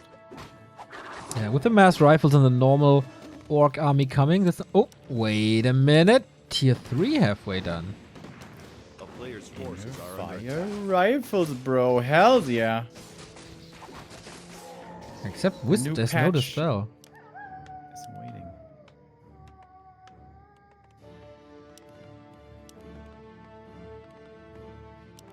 I think it's looking better and better for LP Club over here. They have a formidable army. They have tier 3 coming in soon. And hunts against inner fire rifles, bro. Oof, it's gonna be. Don't you think they have a tough good task. chance? What are their odds? Quite low, quite low. If, if the Warden makes it to level 10, maybe. Mhm. But outside of that, I'm not very hopeful. I'm really hoping A player's we'll see the forces are Avatar under in a attack. big 2 and 2 fight. Just imagine the amount of corpses these hunts alone will create. Tome of Retraining. Okay. Fan of Knives. Pan but of Knives has a unit cap of 5 though, so it doesn't hit that many. A town is under siege. yeah, 5 units in a 2 and 2. That's like nothing. Sacrificial Pit gone, so no legal map hack in A Shades. player's forces are under attack. And Fortitude is still waiting for the tier 3. This is not their final form yet. Yeah, good distraction here by 15 Sway. I wonder if he also has Pillage, but even without, this is good damage. Canceling the Sacrificial Pit, canceling or killing the Crypt. Slowing down Mango, who despite this fast expansion, still doesn't have a big army. The Warden has almost 600 mana, by the way. 2 ropes, not bad. Could give that to the Lich, actually, for some sweet bonus damage as well. A player's forces are under attack. Or maybe the Warden, a little egocentric lady. Almost 40 intelligence, dude. That's crazy for a Warden. Oh, Blink Fan, here we go. And Fortitude, no Zeppelin against this. Very annoying to deal with. Very hard for the Hunts to engage. They're blocked by their own buildings. Alright, maybe one Warden to rule them all. Oh, the AoE is actually pretty good. This is the perfect amount of targets for her. Getting 1 kill. Okay, yeah, well. Closer to 6. Yeah, Inner Fire wasn't quite done yet. I think he had perhaps no heal scrolls there. Certainly something you usually want. Orc also going tier 3. 15 Sway. Torrents? I guess Torrents. An Inner Fire rifle it is. A player's forces are under attack.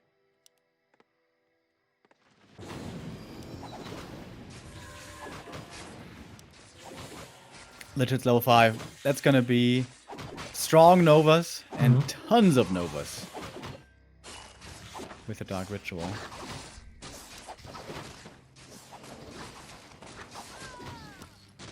TC Invis waiting for the perfect moment. What's the... Okay, it's just a paladin. Town is under siege. Hero kill potential is kinda limited for LP. But alright. How do you even find a decent fight position here in this base? Yeah, stuff's all over the place. The Huntresses... It's gonna be pretty much impossible for them to go where they need to be. They're stuck behind the undead army right now. Oh, that wasn't the best TP for all time. That's a lot of free damage here. Just due to positioning. We do have an Impale ready and another one afterwards. But yeah, Warden can't really connect. Trying to find a connection now. Here we go. Invo Potion, but sweet heal scrolls. Ice Orc, what can you do with the Warden now that there's so many units? Nova and Fan follow-up could be nice if they communicate this properly. Yeah, the Lich has so many Novas still remaining. I don't think they can out-heal all this damage. Crippler in a bit of trouble. That one might be going down, but actually Coil there coming in as well. Uh-oh, for LP. Everything's starting to fall apart. What? The nuke set is too much. They need heal scrolls. The shop is so close, yet so far. Cryptlord comes in once again. This is a nice line for an Impale. Oh, that was perfect. If only there was a Nova follow-up. There we go. Inner Fire Walkers, by the way. Interesting to see. Warden is super close to sick. And look at all the corpses. Oh my god. Oh my god. Oh my god. Oh my god. Please get level 6 here. Somehow. Didn't, right? Super close. Oh my god. That would be... He's got 9 supply. 9 supply. He does have a warden though. He does have a warden. It's what is this game? All the Hunts dead. A lot of Wisps as well. And all the Hunts, of course, got demolished.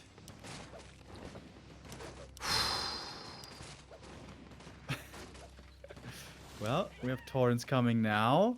That was a good hold, but it feels like Ice Orc just simply doesn't have an army anymore. Once again, it's gonna be someone having to 2 versus 1 this. One lady army. Invisibility, kill, I guess, 1 or 2 peasants. That's level 6. Then you go into the base, summon the avatar, wait a minute and a half until you have 55 spirits, and then push the base. How's that game plan? I think it's a great game plan. One of the greatest game plans I ever had. Yeah, it seems to be exactly the idea. We have the level 6 now.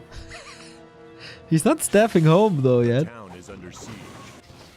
Yeah, this expansion was a little ambitious. Oh, did he not cancel? He's not canceling. A lot of gold lost.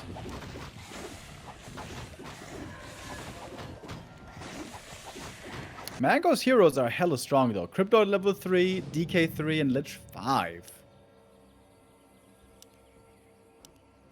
Yeah. What is... For her mana pool, pretty low on mana actually. Only 50%. And it's still like 20 supply for Ice Elf now.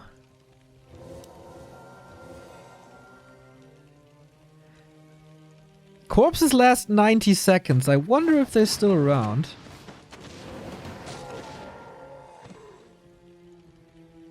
I think they're gone.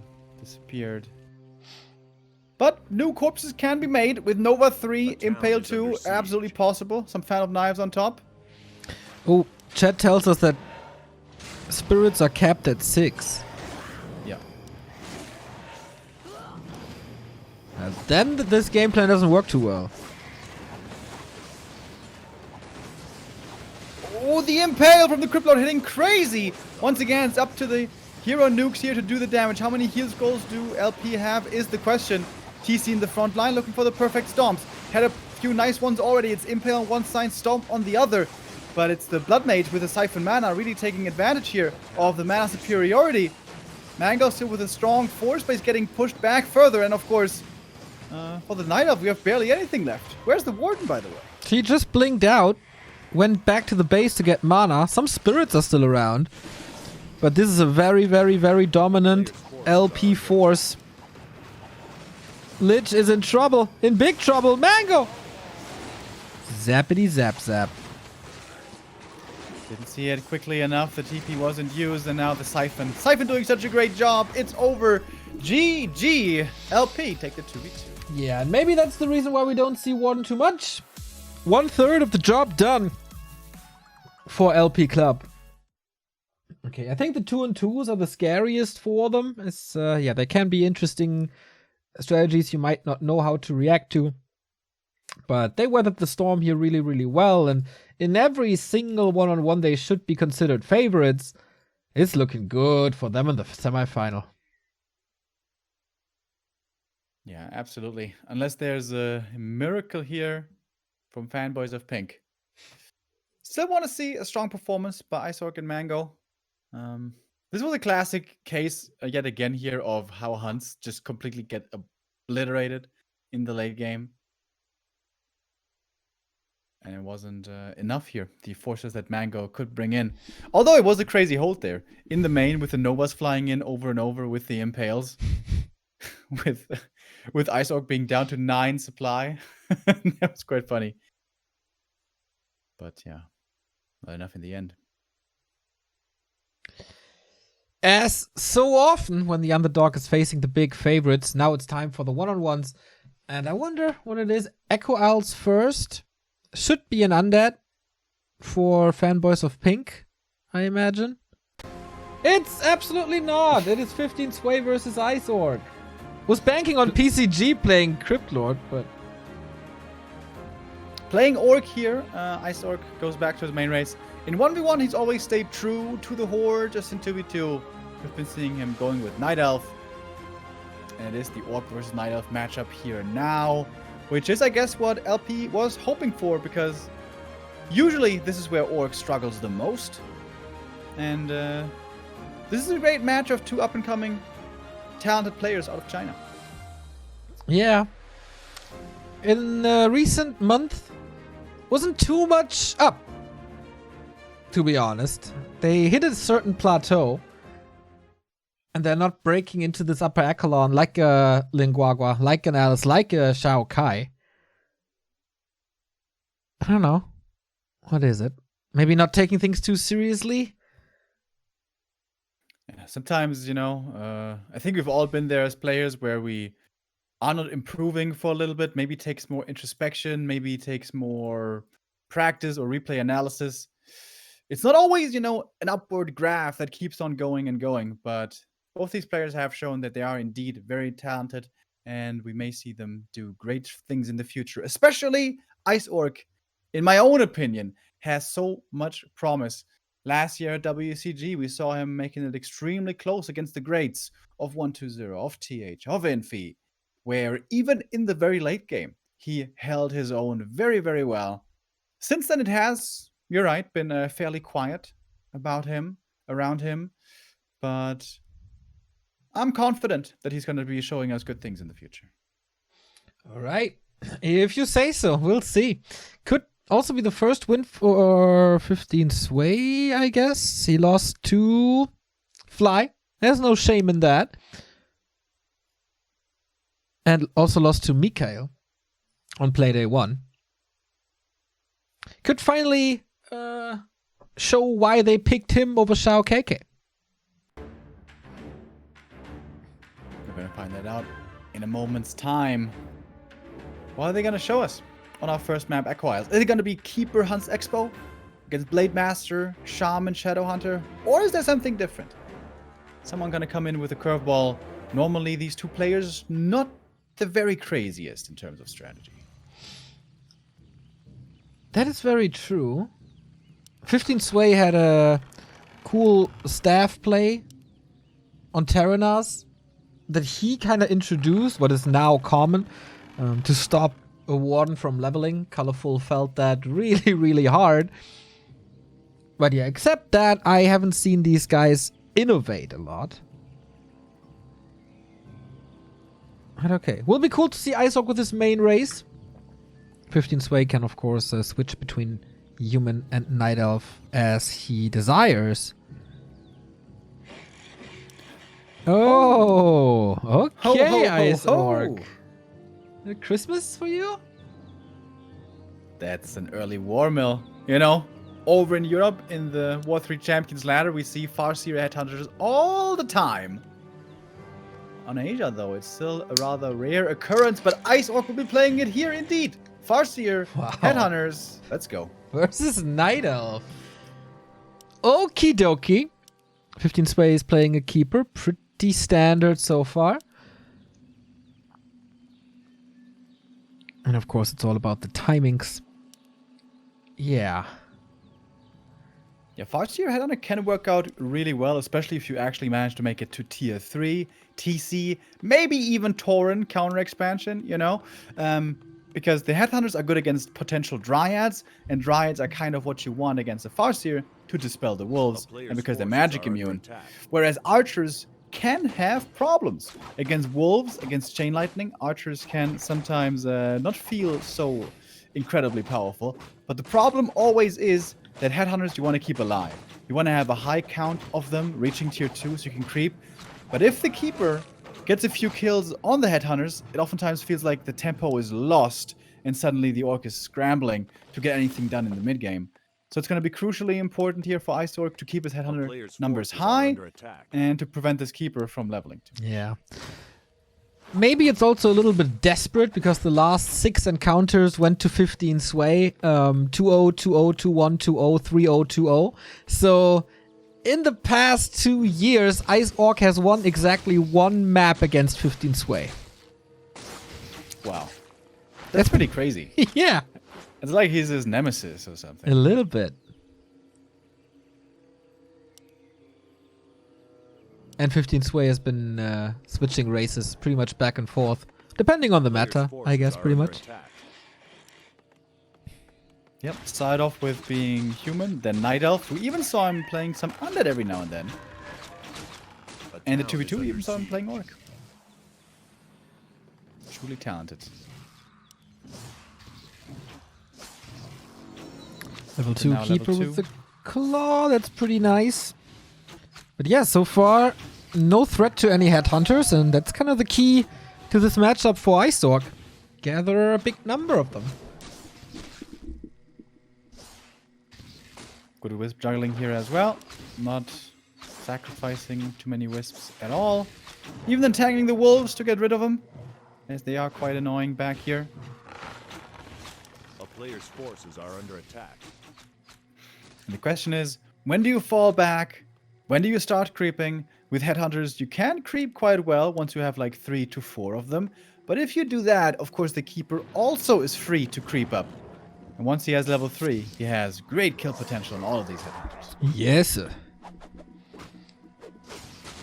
Okay, now creeping. That accelerates the progress here. Always a big fan of Chain Lightning versus Wisps, as Wisps are, until the next patch at least, a very, very scary component of the late game for Night Elves. Burn all the Shamans. Have no problems.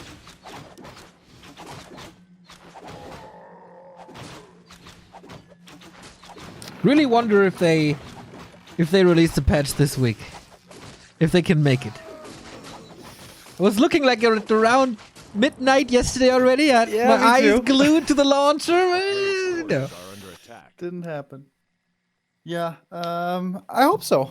Perhaps it's going to be delayed. We haven't had an update yet, but it was announced originally for this week. True, true. I was so stalky, by the way. I checked the profile of the community manager and looked at his past activity. Like, is he online? Is he online? No, he wasn't. Wait, you can see on Twitter if he's online? No, on Battle.net forums, because he's gonna make a post for the patch, you know? Ah, yeah. So smart. Detective Neo. Detective and prophet in one. The expansion is coming up. The Keeper now got level 3. It seems like things are going pretty swimmingly here for 15 Sway. He's getting his archers, getting his Keeper levels. And if he wants, he can go for some Headhunter kills soon. Yeah, the Entangles are a powerful weapon, and maybe Isorg wanted to contest this too early. Reinforcements are coming for 15 Sway from the right-hand side. Not even denies. Fortress, dude. Tier 3 and Torrent Totem. Very much a Kiwikaki-inspired build. The Kiwi is reaching out across multiple nations. Everybody likes some Kiwi flavor in their Warcraft, don't we? Yeah, losing these Headhunters is painful though. And more losses might be coming in. This is also what Lin played against Moon, right? At WGL with mixed success. Yeah. Would it not be a good idea to add in a Shadow Priest early to have that dispel? Yeah, I definitely think so. If you can afford it. Oh, that poor TC didn't drop the town portal for it.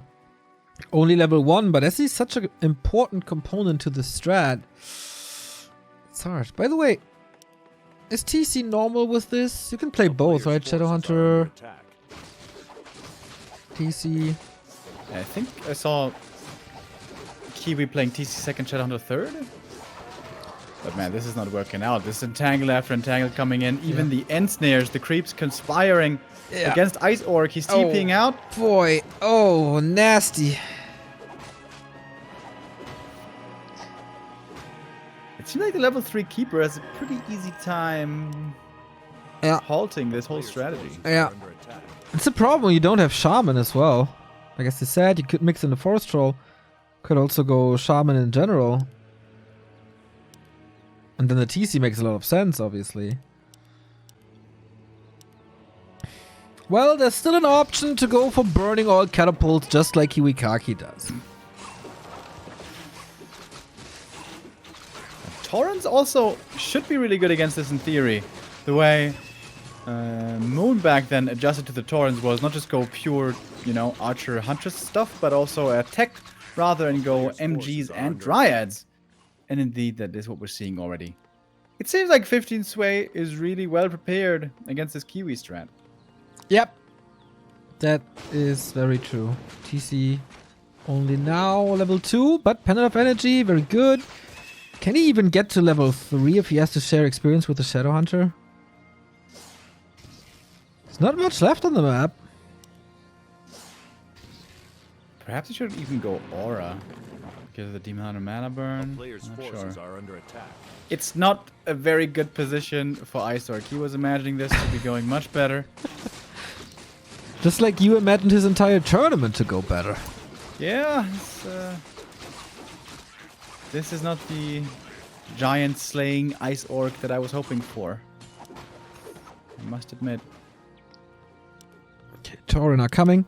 Problem with Tauren is, yeah, they're pretty strong, but archers do a lot of damage. There's no alchemist here, so it's not gonna be that crazy. But they still do a lot of damage. That's why I'm not really sure if dryads... Okay, a mix is a good thing. With poison stacking up against them over time and archer marksmanship. Just needs to find a way to protect them. So the question is he going for a tiny or a push? Tiny Great Hall, expensive of course, but very fast expansion. Tauren pretty expensive as well, eh? Yeah, that's the downside of this tier 3 strat. You need a lot of things, a lot of time, a lot of gold needs to be gained to enable this strategy. Once you're there, once you have the expansion and 60 supply upward with this strat, it's really good. But getting there, the difficulty. And yeah, 15 sway. He's ready to fight right now. He's got 66 supply, he's got dryads. He's got good hero levels. A player's forces are Upgrades lacking a little bit. But he's actually creeping more. Wonder if that's the right call.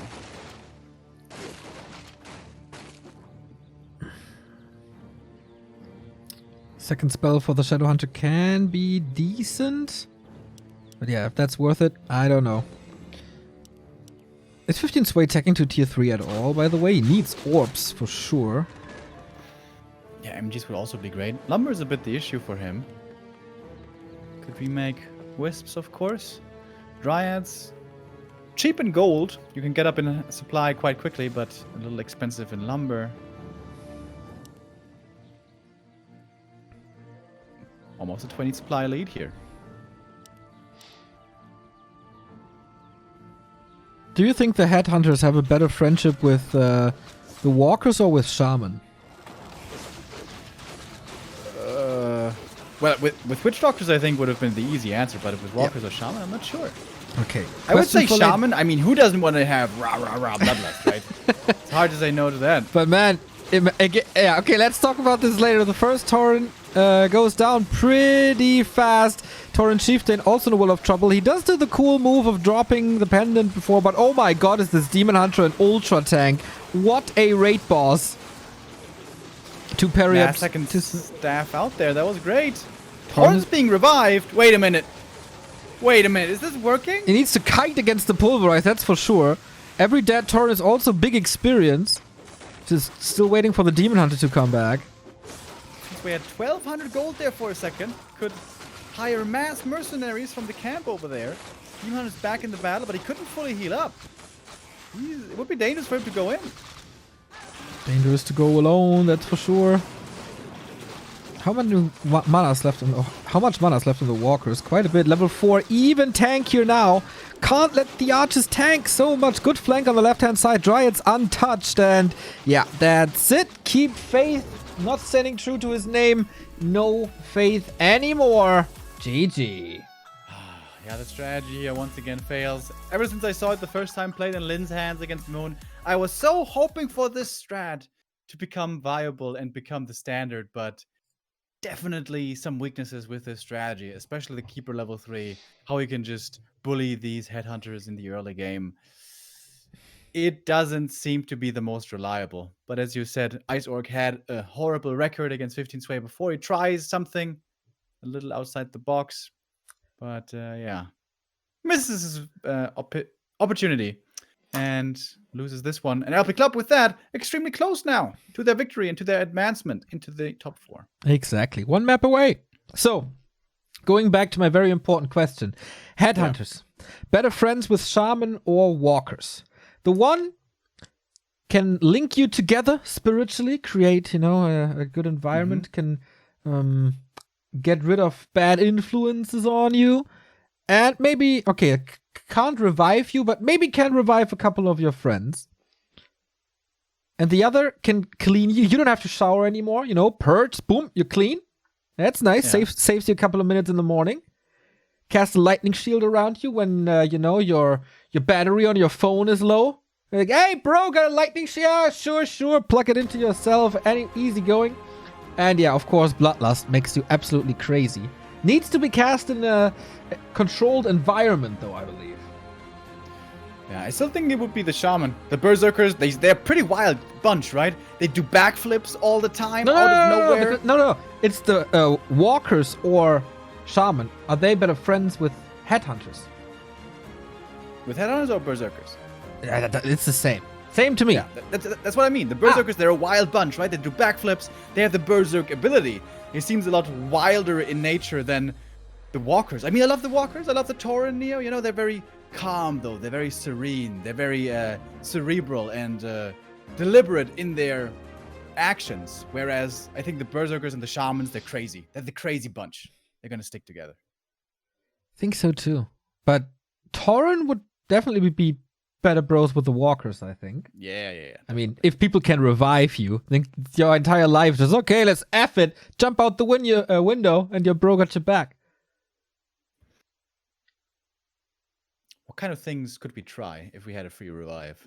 Everything. Absolutely everything. But when you revived and you did something really dumb, everyone else still knows the dumb thing you did, and you have to live with that in your next life as well, right? So it's kind of true. It shouldn't be too stupid what you do when you use your revive. Especially when Spirit Link is involved. Like, I mean, I guess there's no internet in the Warcraft 3 world, right? So Spirit Link kinda works as a multiplicator for thoughts, you know? I think. Is it like what's it called? The hive mind. The Vulcan mind melt thingy where they do. I think so. Yeah. And then I mean, it's a spirit link. Thoughts. Your spirit is connected, so your thoughts are part of your spirit, right? Dude, that would suck if Spirit Link is not the conscious connection, but only connection of pain. So no joy. You only feel pain of the other people. No benefit, nothing. You just share their pain. Man, that would suck. Yeah, but it actually is like that, right? Like healing isn't shared with the Spirit Link. Not really. You know, we have a saying for that in Germany. It's called shared misery is half misery. True. But actually, from Spirit Link, it's still 100% damage that's spread. So shared misery is still 100% misery. So the walkers disagree with that statement. Yeah, maybe not the best bros indeed. Also, like, Disenchant is kind of like Dispel, but as a group, so you always have to get your shower as a group. Also not the greatest. And can be great, depends on your friends, I guess. Or the bunch of people you do that with. I mostly prefer solo showers. Yeah, me too. That's just me though. Yeah, not a big friend of group showers. Can be fun on festivals though. Not gonna lie, fun was had in showers. Was that the shower you needed after one of those Dixie huts was turned over? You wish. No. It's never happened to me. Gross image.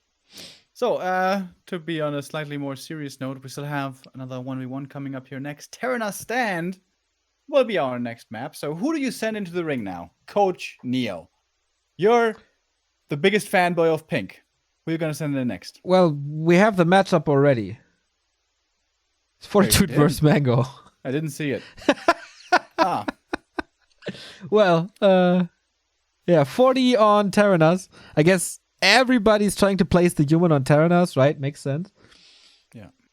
I would have seeded PCG, though, and force him to do something crazy. Like, non-meta, whatever. Just kind of as, like, sacrificing him. So I have a better chance with Mango versus Colorful and LR. Also not too great.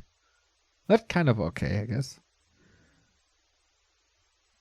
Yeah.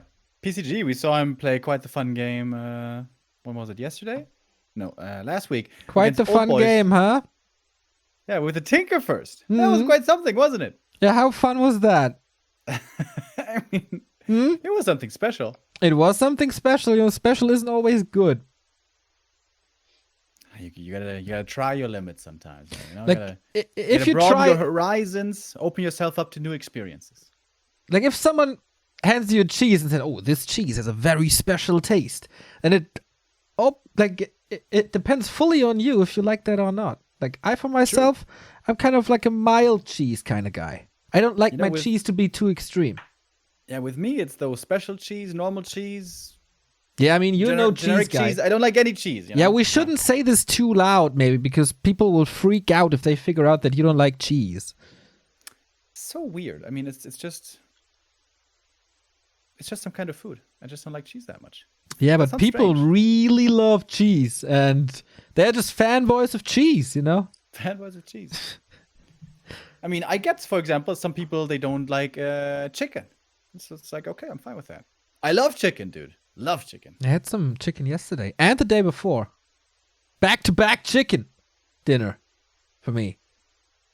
Past days. Winter chicken dinner. Did you have nuggets, though, or real chicken? No, I had Chinese food with fried chicken, and I made some chicken gyros with Greek style. Did it myself. Yeah. Ooh, that's good. That was pretty good. You know, there's this really basic Greek food that I love. It's called tzatziki. You know it? Yeah, I had it with it. It's like yogurt and cucumbers and garlic and all that. And but you just don't you don't just eat it like that, like yogurt, right? You do have something. It's like a side. I don't drink it, but years ago, like when I was young, like 20 years ago, we had a lot of family events and stuff. And my one great aunt, she always made tzatziki, and I love that stuff. And there was this big buffet of food, like fish and octopus and chicken as well, and all kinds of stuff, salads, noodles, pasta, everything, and also tzatziki. And I love tzatziki so much that in the richness of all this of this giant buffet, I would only get a big bowl of tzatziki, white bread, and eat purely that. Just tzatziki and white bread. Dude, self-made tzatziki can be insane, though. Yeah, it's so good. With the right amount of it's a fine art. And salt and a little bit of, I think, vinegar was in there, if I remember right. Oh, so good, dude. Love it as well. We're making a tactical mistake here talking about food so much. Absolutely, as always. We are not that smart kind of casters. We are not the Artosis kind of guys. We are not doctors here. We're just two foolish guys, and that's why you relate to us so much, isn't that? Yeah, I must say, I haven't had any breakfast yet today. I woke up, I was like, didn't feel hungry, but now it's time to get hungry. Maybe I am once again pointing out that I'm not the smartest kind of guy. I do the same thing I did yesterday. I brought 2 bananas, and I didn't eat a single one of them. Not learning from mistakes. Yesterday you ate one of them in the break, didn't you? Yeah. No time today. No time. We are trying to bridge some time here. We're having a little bit of an issue. Yeah, might joining be the next game, again. But it's going to be fixed soon, I'm sure. I'm feeling like it's oftentimes the overlay that causes this issue. Yeah. They should just buy ours. WCG. Email is open. neo@backtowarcraft.com. Does our overlay also have the weird... Remo froze. Does our overlay also have the weird what? You just froze there. Half sentence. The weird bug with the alchemist. What's the weird bug with the alchemist? He turns on chemical rage and then he bugs out. No. I fixed that. Or I let the coder know that this is an issue, and he fixed that. But that was never an issue with us. The issue with ours is, I think, with the Panda and Brewmaster's Ultimate, because then it turns into 3 different units, and then it causes a problem. But I'm not too sure how that works there. Game sound! Wonderful game sound. If you could choose a unit in Warcraft 3 to be your best friend, what do you pick?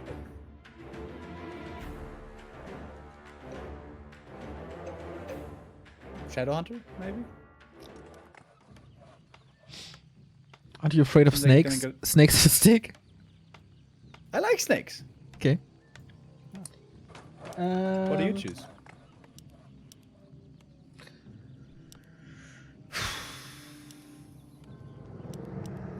Good question by myself. I didn't think about that. I just wanted to get something out of you. Sorceress, you could have a super fun afternoon with the sorceress for multiple reasons, especially polymorph. Like some people annoy you. They're like, "Hey girl, can you do me a favor?" "Yeah, Neil, what is it?" Polymorph this bitch, and boom, there is a sheep that formerly was a person that annoyed you. I would have the time of my life with that. And Also she can cast invisibility, you- dude! Yeah. There's a lot of ways to abuse that. That sounds creepy, man. Yeah. Yeah. It immediately makes me think of that Rick and Morty episode. Oh, guess what we have? OMG! Mango with the Lord of the Dread and Fortitude with the King of the Mountain. Cool. Haven't seen that in a while. Always has been a popular ladder strategy. Dreadlord expansion into mass harass with Carrion Swarm and so on. On the top level, not really the most competitive, but fun to see here. That's your favorite hero, isn't it? It pretty much is my favorite hero. Yeah, I think he's the best. He's just the best. Carrion Swarm, one of the greatest spells. Sleep. I would totally have him as a buddy. You know, never having sleeping issues anymore, except if someone comes in at night and punches you in the face, then you have a problem. And of course, like, who doesn't love an Infernal? Yeah, Infernal. Finally, an undead ultimate that is good. And with the Dreadlord solo, with a lot of harass, absolutely something that can be achieved. Problem of the hero is, he is not that impressive usually in the mid game. Even if he gets to level 4, if you get pushed with a rifle caster army, oftentimes with the alchemist second, and with mortar teams, it can be difficult. But this is not an AM first. This is a Mountain King first, so this should probably be a much more defensive strategy, not push oriented. Did he deny that? I think he did not. Oh my. A lot of experience for the Dreadlord, fast level 2, and great items. Yeah, big mana and the mantle. Mantle suits him very, very well as it gives him more intelligence. And of course, the impact of a mana potion. I guess we don't have to talk about it anymore. It is known. A player's Used to be even stronger with 300 mana. Still very good today. Alright, now 40 knows with the Footman.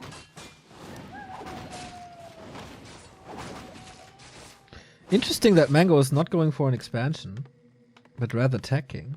I thought it would be a mass strat. Okay. Ooh, pendant for the MK. Hallelujah. Pretty good items all around here. Would be quite an upset if 40 loses to Mango, right? Oh, Yeah, nice definitely. creep. Carrion Swarm into Lightning Shield. Something you can abuse especially well on this map where there's so many Renegade Wizards around. We see that a lot with Shadowhunter, for example. Here now we see it with the Dreadlord, who got another mana item with the wand. And he's gonna get level 3 right here. Okay, so knowing that this is an MK, right? Should you go into mass ground like it's kind of happening here? I think the idea is to first kill the peasants here, prevent the expansion. But Clap is also pretty good. Is he committing the big mana to this? Oh, yeah, he is. Oh, Stormbolt to nice prevent the next Stormbolt. Hadouken. Nicely done. Kind of needs to reposition, doesn't he? No, he doesn't. That's big losses, but on both sides, kind of. There's more. There's more kills. Stop! No! Oh no, so close. One more kill here. Oh, he's playing with fire. Mango! Oh my god. He's not walking this off. Don't tell me he's walking this off. He sure is. Makes it back home. No problemo. Mango, you little god. It's gonna take a long time to heal up, though. It's gonna be like, Don't always point out the negative sides. It was a pretty awesome move. yeah, it was a good save. And he only needs 5 ritual daggers or something, and then You're he's always all so juicy and you're healthy always so again. pessimistic, Remo. Oh, the ghouls coming out as well. The run by, the harass, the economy. Play. See, the Blight region kicks in. Easy to get this Dreadlord back up. This is a late expansion. It's a very Players' late forces are under expansion. attack. Double heal pot on the Dreadlord. Is he going to staff in here? It seems like Fortitude is in position to defend. He may not have much mana, but he does have a good amount of units over here. Oh, there's a staff. Not canceling it. Here we go. Immediately greeted with the Stormbolt, though. Can't really do too much, but that's what the second potion is for. Okay, 1 peasant killed. 2 peasants killed. No mana anymore. Gotta work with some right clicks. It's gonna donate a lot of ghouls to this. Okay. I think he was hoping for more with that attack. Oh, is that a second slaughterhouse? Mass destroyers? A player's forces are under attack. 16 supply. Oh yeah. Well, 5 of that supply is such a powerful Dreadlord.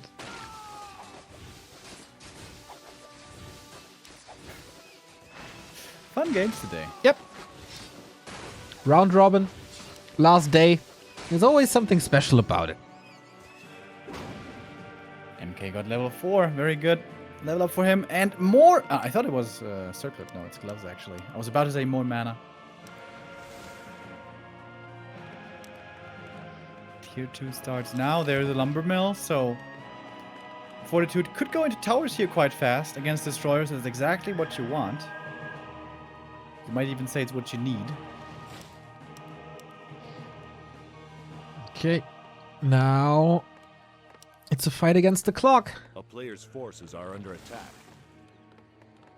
Is Forty getting up the towers faster, or is the destroyer push coming in? So we mask for the MK. Okay, dude. It's pretty good. The humans always with their item luck, right? Unbelievable. That's what we hear all the time. Another carrion swarm. All the peasants here quite hurt. Oh, is that a TP? No, it's staff. Yeah. Somehow this Dreadlord has been stuck on level 3 for quite some time now. Mm-hmm. Kind of the same as with the Warden, right? If he's not getting to level 5 rather fast, he's a problem. But good news about this Remo, there's still a lot of experience on the northern hemisphere of Terranistan. Truly the case. Truly the case. We do have destroyers coming up now. Definitely seems like Mango's time's running out. He's going for a Zeppelin here. A player's forces are under attack. It is a very Warden-esque playstyle of this Dreadlord.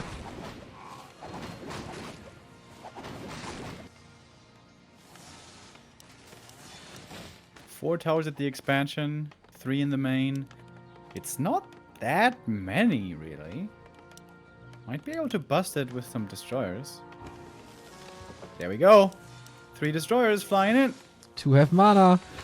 Should be limited repair thanks to this. Level 4 on the Dreadlord now. Some right clicks. Arcane Tower gone. Now taking care of the Guard Tower. So the damage is almost gone entirely. How's the mana situation? Looking good on the destroyer still. Has to evacuate soon though, and there's quite some anti-air. Quite some. Foils, of course, here for healing. Close. Yeah, he's just playing side style Dreadlord solo, right? And he got a decent bit of experience there. Oh, pretty good actually. 4.5 now.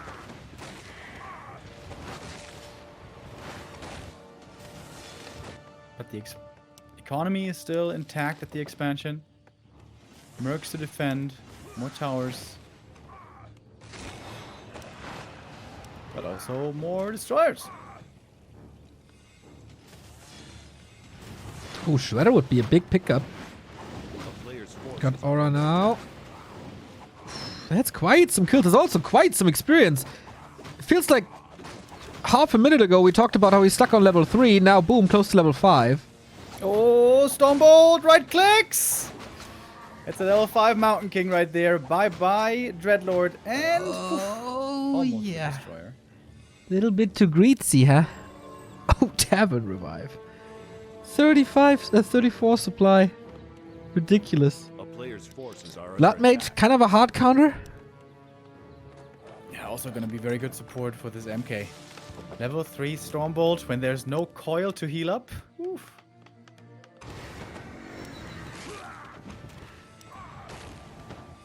And yeah.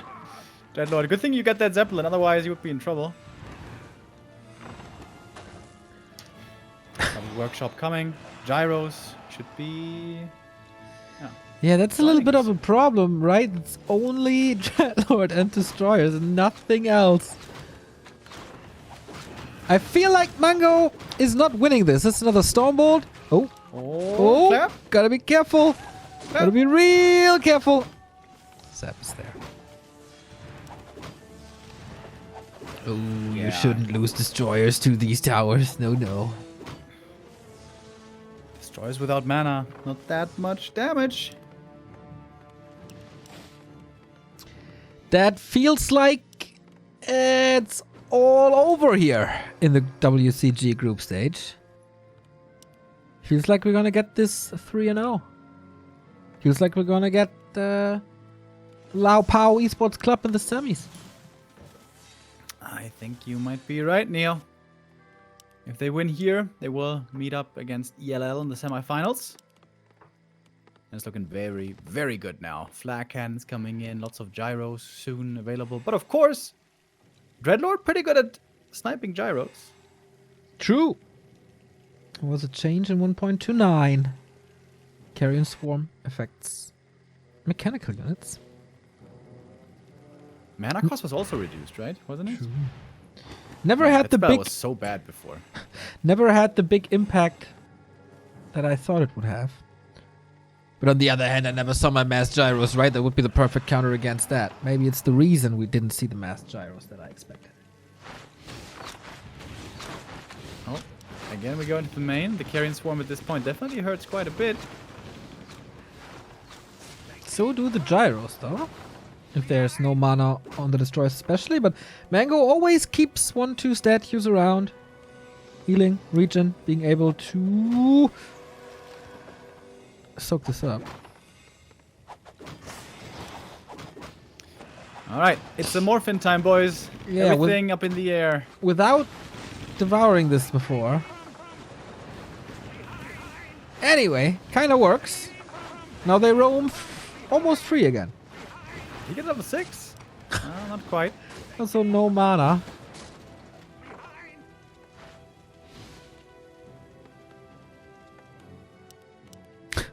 Lose a few gyros, just make more gyros. Yeah, I mean, he got 8 gyros queued right now. And he won't stop.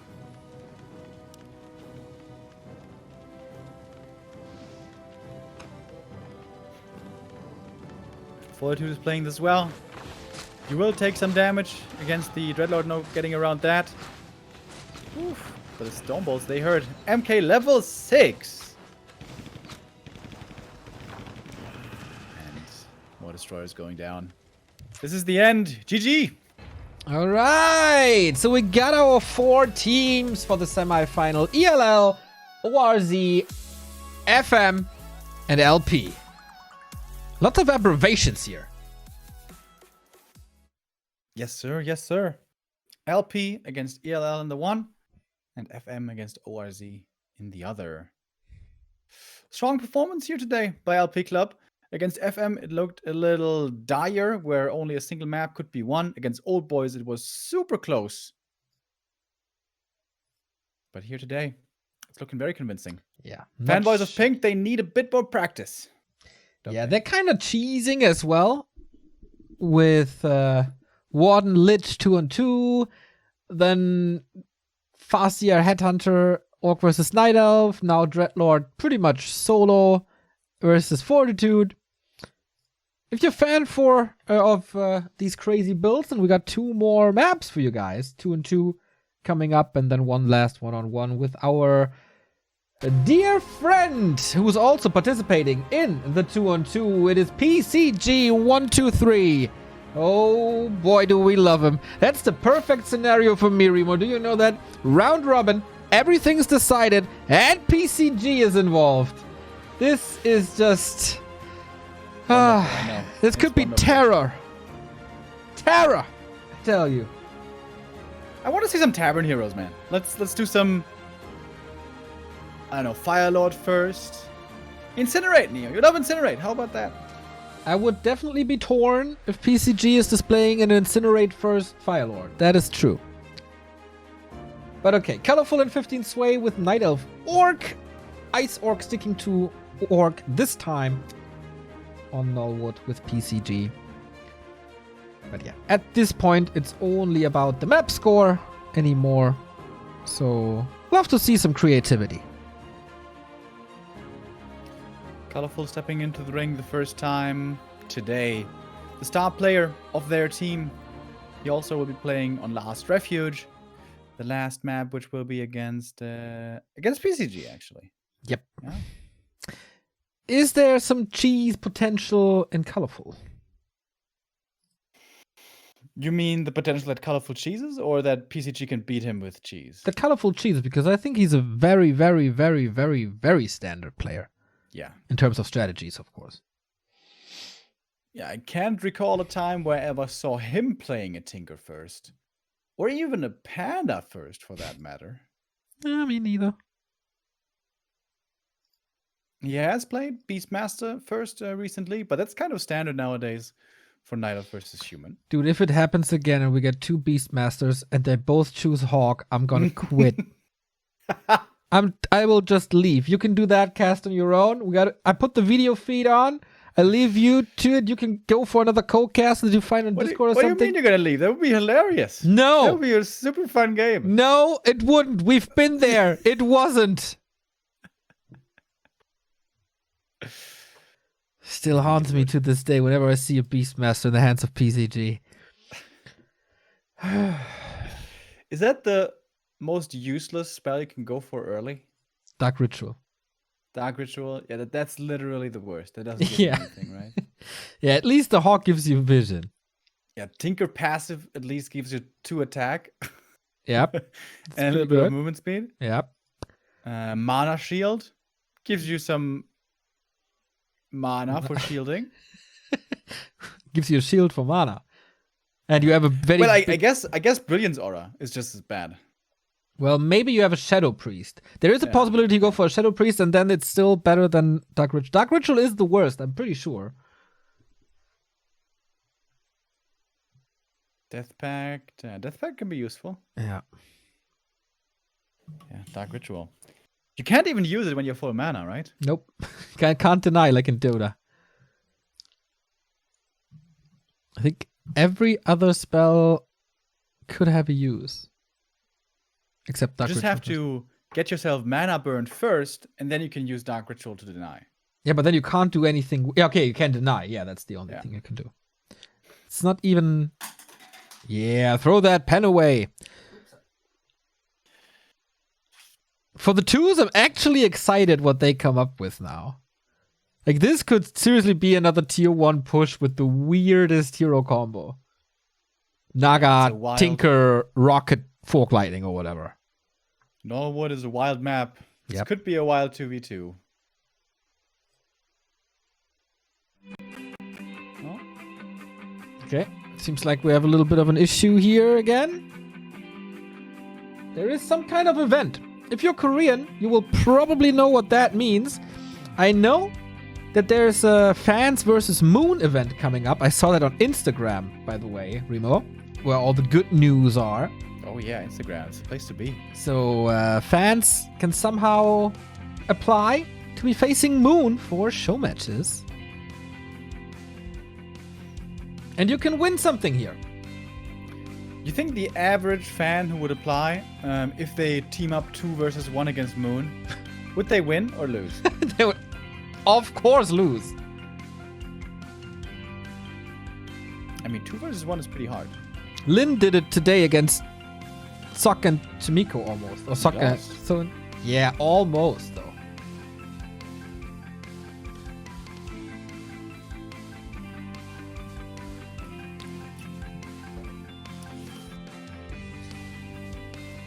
Yeah. When is that show match gonna be for Moon?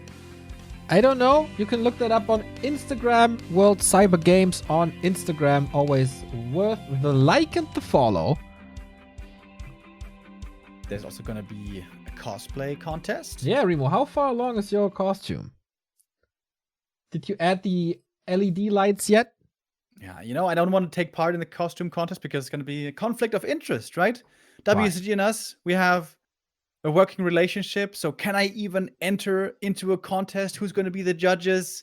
Doesn't seem very fair, so I leave that all to the community. Although, of course, I would love to do a cosplay contest, as I am a carnival boy. Yeah, you promised me you're coming down next year to celebrate carnival with me. Can't wait. Remember that. Alrighty, we go into our game. We go into Nullwood. Second last match of the group stage. 15 Sway and Colorful versus PCG and Iceorg. So, let the fun games begin. I think this is going to be good. We're spawning cross position for once, so large distances between the bases. In the top left, we have Colorful and 15 Sway. For LP Club, in bottom right, we have PCG, excuse me. PCG and Iceorg. This is looking quite standard here so far, Neil. Yeah, just wait a minute. We'll see what this is. Oh, he showed us the fountain early, finally. Thank goodness. Last day of the group stage. Last 2 and 2 of the group stage. Another mana fountain. See, it's rigged. It's another exhibit. TC first for 15 Sway. And a Keeper. So, Keeper is a space creator. TC levels up. And then off we go.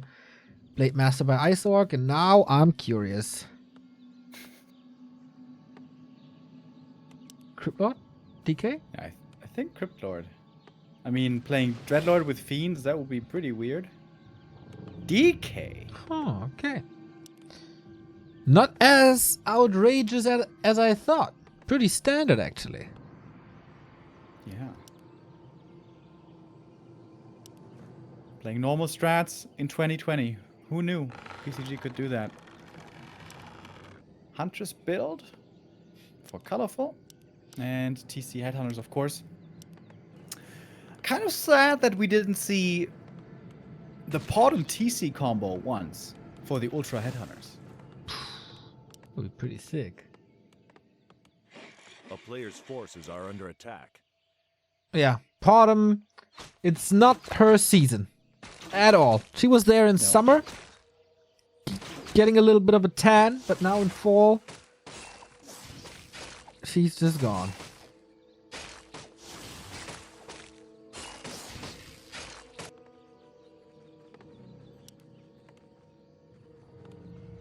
Keeper being annoying, as always. Blade Master will always try to get to the middle camps right away. At the merchants, at the greens, you can get Claws of Attack. I'm seeing a lot of gloves today.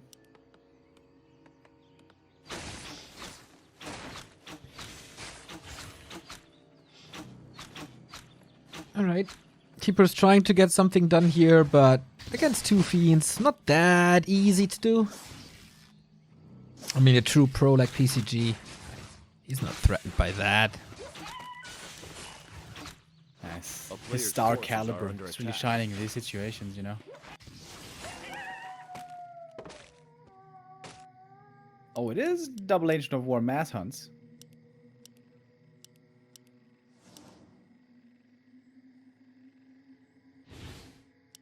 I feel like it's gonna get obliterated later again, but... Wait, they're not teching at all?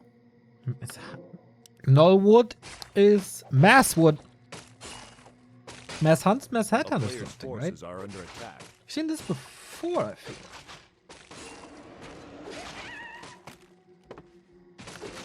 He gets the last hit, experience, and the ring. Feels like this keeper isn't really doing much. No, not yet. Good defense by by PCG. And will they just be flooded if they attack the orc base? If they are not aware of that, and there is no fortification of some sort, and they're not ready, that's a big push. A player's forces are under attack. With the headhunters here, you can creep the Drake pretty easy. That's a nice upside. And the keeper is still buying that time. Still annoying. Oh, the blade would love to steal the item over here. Get some experience, reveals himself, of course. There's an owl. He's getting a lot done, getting critical strike here. Maybe even more. Yeah. Great play by Ice Orc. Gets 2 kills here, very nice. And now in comes the Undead. A little bit of an invite for a stomp. Doesn't really punish it though. A player's forces are under attack. The Entangle, I guess that's a easy kill on the Fiend.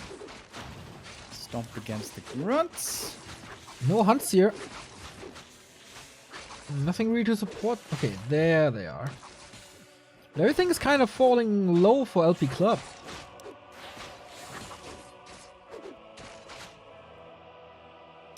Still only tier 1. Only mass. A player's forces I mean, the Knight of doesn't attack isn't too surprising, but even the Orc Berserker upgrade is pretty damn nice. Yeah, but it's also pretty damn late. Behind tier 3 and all. Oh, that's true. This Blade Master is getting so much done, it's incredible. Gotta get some mana though. Might miss the timing for the Red Drake, and he definitely does. This is a flute. Imagine the damage they get with a flute. Like this combined army. It's like plus 120 or something. A player's forces That would have been sweet. Would it could. Squid Bone Chimes, on the other hand, is useless unless they somehow get to Mountain Giants. Village second. They even take the time for the natural creep. But this is a very, very dedicated push by Colorful and 15 Sway. It almost feels all in. They have no tech, no expansion. It's just the tier 1 mass push. It's like W3IL.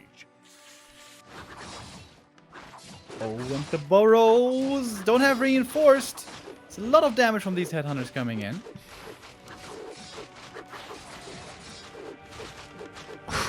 Taken out. Kind of weird to engage. Good positioning by Colorful again.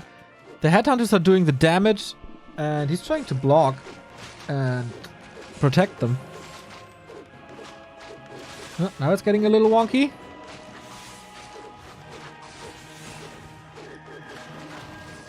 Oh, Wisp coming in from the back as well. There can be a lot of mana drained. Hero focus on the Keeper right away. Has to let him die. The Hunters remain. Keeper may be dead, but the army here is still scary. TC with a Stomp, going for the Blade Master. But the stun wears off. The Blade falls back. Speed Scroll there did a good job. Shadow Hunter in problems. Almost surrounded, but he gets out. And they're holding kind of well here. Yeah, Lich and DK are coming in from the right-hand side. No mana anymore, though TC kind of stuck. Going for the DK now. There is a TP, no potion. Is he stuck there? He is. PCG next against the trees. Everything's super hurt. Sniper Shaman. Are they going for the headhunter? For the shaman here? Oh, Blade Master in trouble. Everything's low. Hunt's chasing. They're of course fast with the aura. And the Keeper's gonna be back very, very soon. Run to the shop, trying to get a heal scroll maybe if they can afford it. Be grand. A player's forces are under attack. Didn't pay attention to that grunt. That's level 4 now for the Torn Chieftain. Keeper finally coming back. It feels like he may have forgotten to revive him. It's only level 1, yeah. It was also a long way. Pushing forward and forward with the headhunters. Hunt's not really part of this fight at the moment. And hero focus again. He really doesn't like this hero. But yeah, oh boy, Shadowhunter. Downy! Yeah, he's quite squishy. No rings on them. On him. Killing the Blade Master is hard. Killing the Shadow was easy. More creeping for the undead. PCG gets up to level 3. DK, that's something. He's got the orb as well. But still a lot of mass here staring them down. But reinforced defenses finishes. It's gonna help a lot. Okay. But what can Ice Orc do, man? He's just flooded. PCG has to carry this game. And we do get your tier 3 finally, Remo. Oh, that's tier 3 actually. Not even tier 2, so he started a while ago. Oh, trying to come in with that. There's so many heavens surrounding everything. Blade Master, is he revealed? No, the dust missed! Oh. But the units might be going down regardless. Okay, PCG, last stand for the fanboys of pink. Oh, sweet invul on 2 HP, colorful. Nicely done. Can he get out of here as well, though? Or is he just doomed to die regardless? If the DK gets surrounded, by the way, there's no TP on him anymore. GG is called. Ice Orc's base in shambles, and so is the FOP score. 4-0 for the Lao Power Esports Club. 1 map remaining. Colorful versus PCG 1-3. Solid performance. And yeah, fanboys of pink, it's a rough season here for them. The group stage. Yeah, very rarely a joyous occasion. One more 1v1 left. One more map is left. Colorful, the star player for LP, up against everyone's favorite, PCG. I never rooted so hard for Colorful in my life. But yeah, could be fun indeed. He played a weird Tinker strategy last time we saw him in the one-on-one. And we'll see where this is going. Yeah, it was Tinker with guards, right? Wasn't it? Trying to do base harass and stuff. Yeah, no, he wanted to creep the turtle upper left with the pocket factory, and that didn't work. Yeah. Of course, that was a big pile of his strategy. Big pillar of his strategy. PCG, he's a special one.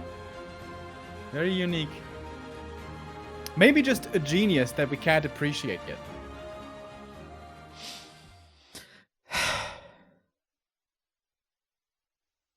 No, I think he's in a very good spot. We'll see if he can upset here against Colorful. Colorful looking quite impressive in this series so far. He got the win against Czech on the first play day. He got the win against Moon on the second. And now he's trying to make it 3 out of 3. Okie dokie. So is PCG just going through his playbook? Like, what can I do? What hero can I mix with what unit to make this a perfect last map for a round-robin group stage? Do you think he has an archive like that? I really don't know. Does he have these strats pre-prepared, or does he wing them sometimes? I don't know.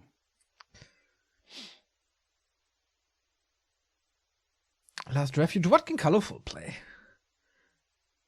Pretty straight up Demon Hunter, I imagine, right? Yeah, either Demon Hunter or Keeper. I could also see a Keeper. Play it straight up, be reliable, get your levels, expand, and don't fall to the cheese, because that should be the only way that he can lose this. Colorful, extremely solid player, has been looking very strong this year. Also still in the running in the 1v1 competition, where he's going to be facing Fly. I think, is it Fly or Len? Fly, right? It's the... Yeah, it's Fly. It's Fly. Yeah, correct. Yeah, man, I can't wait. I can't wait for the semifinals. Colorful Fly, Moon 120, and then the big grand final. And of course, probably the grand final of the team competition with ELL versus FM.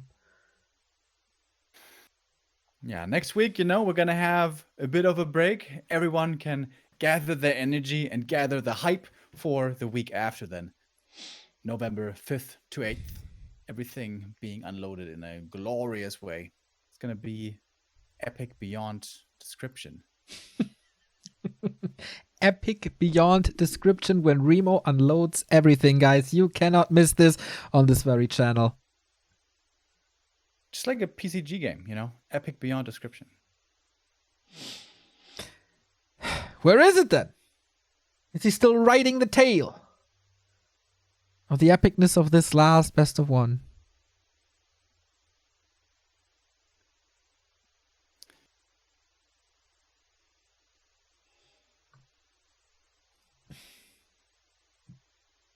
It's kind of the curtain act, right? PCG has the chance here to close out the day, to close out the group stage. It's not about a victory anymore. It's only about how you present yourself. Yeah, and kind of your team. Showmanship and statistics, if you care about that, that's for sure. So I think Colorful would rather be the statistic guy, and PCG, he's bringing some fireworks, I guess. And it's trying to light some stuff on fire. Hell yeah.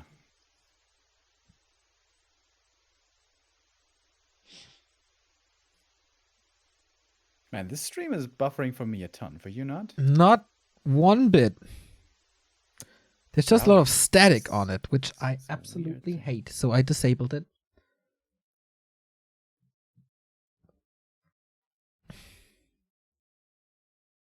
And I don't know when the battle music is playing at the moment, but I saved you some nerves by disabling the static, as it seems to be taking some time.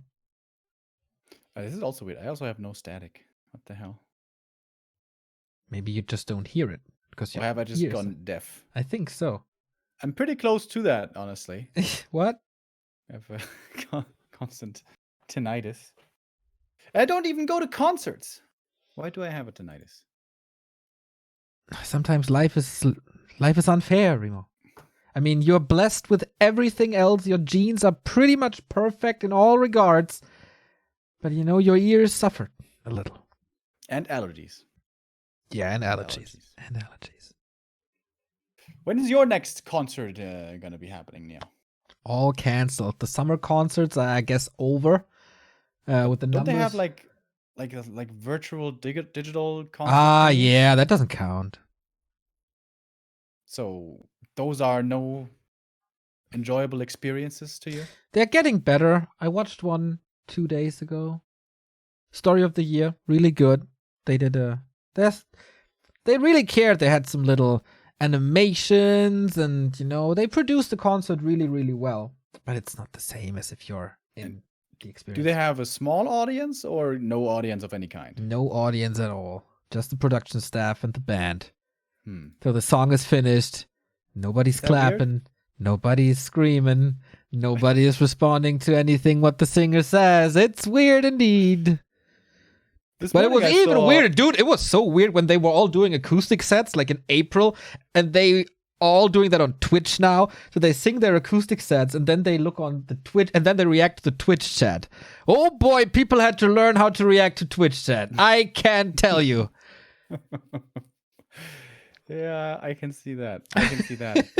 Dude, last night, apparently, did you see? There was this one senator woman doing a Twitch stream or something. Yeah, like 90K after 7 minutes or something. Dude, it was like, also Twitter, like for 5 hours, Twitter was just completely taken up by this occurrence. And she had like, I think she was peaking at like 300,000 or something, which is crazy. Damn, yeah, I saw that after like 10 minutes after she started, it was 90K already or 70K or something.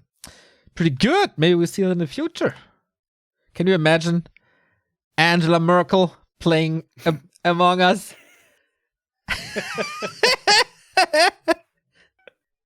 On the big summit, they do a G7 meeting, and then they all hook up all of their laptops playing the Among Us. G7 guys. The squad. And the winner after 5 rounds gets to decide the next policies for the Yeah, next few years. they can make the next law. You know, we don't have votes anymore and stuff. We Finally, their lifelong training of lying for a living comes in handy in a game. You know? But you know, if they do that with other games than Among Us, then Korea dictates the world. Yeah, in most of them, Korea's pretty far forward, aren't they? I think not in Counter-Strike, right? In Counter-Strike, no, yeah. But why is that? We don't want wars and violence anymore, Remo. That's why we play games. Maybe in FIFA, we would rule some from time to time. FIFA, yeah, you know, the great, yeah. We got FIFA But here. I haven't played FIFA in so long. One of my roommates got the latest edition, and he's kind of obsessed with it now. But he's also a Hamburg fan, and I think he has a strong desire to get them out of the 2nd division, and so he has to fulfill that role virtually. You know, growing up as teenagers, we all used to play a lot of FIFA against each other, or back then, Pro Evolution Soccer, which I kind of preferred. But haven't played that in a long, long time. I don't even have a console anymore, Neil.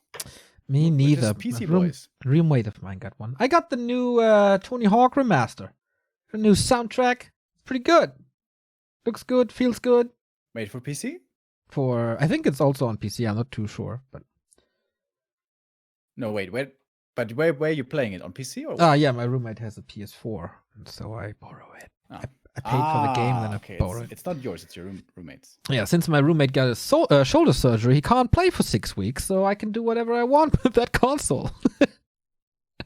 He can't. But I mean, can't you play with keeping your shoulders still? He can only use one arm. It doesn't work. But can't he still use his hands?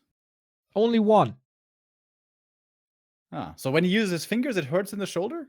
I really don't know how it's working. He just got the surgery yesterday, but he said he's basically effed for 6 weeks. Oh, damn, that sucks. Yeah. But afterwards, it's fine again, you know? I hope he's getting better soon.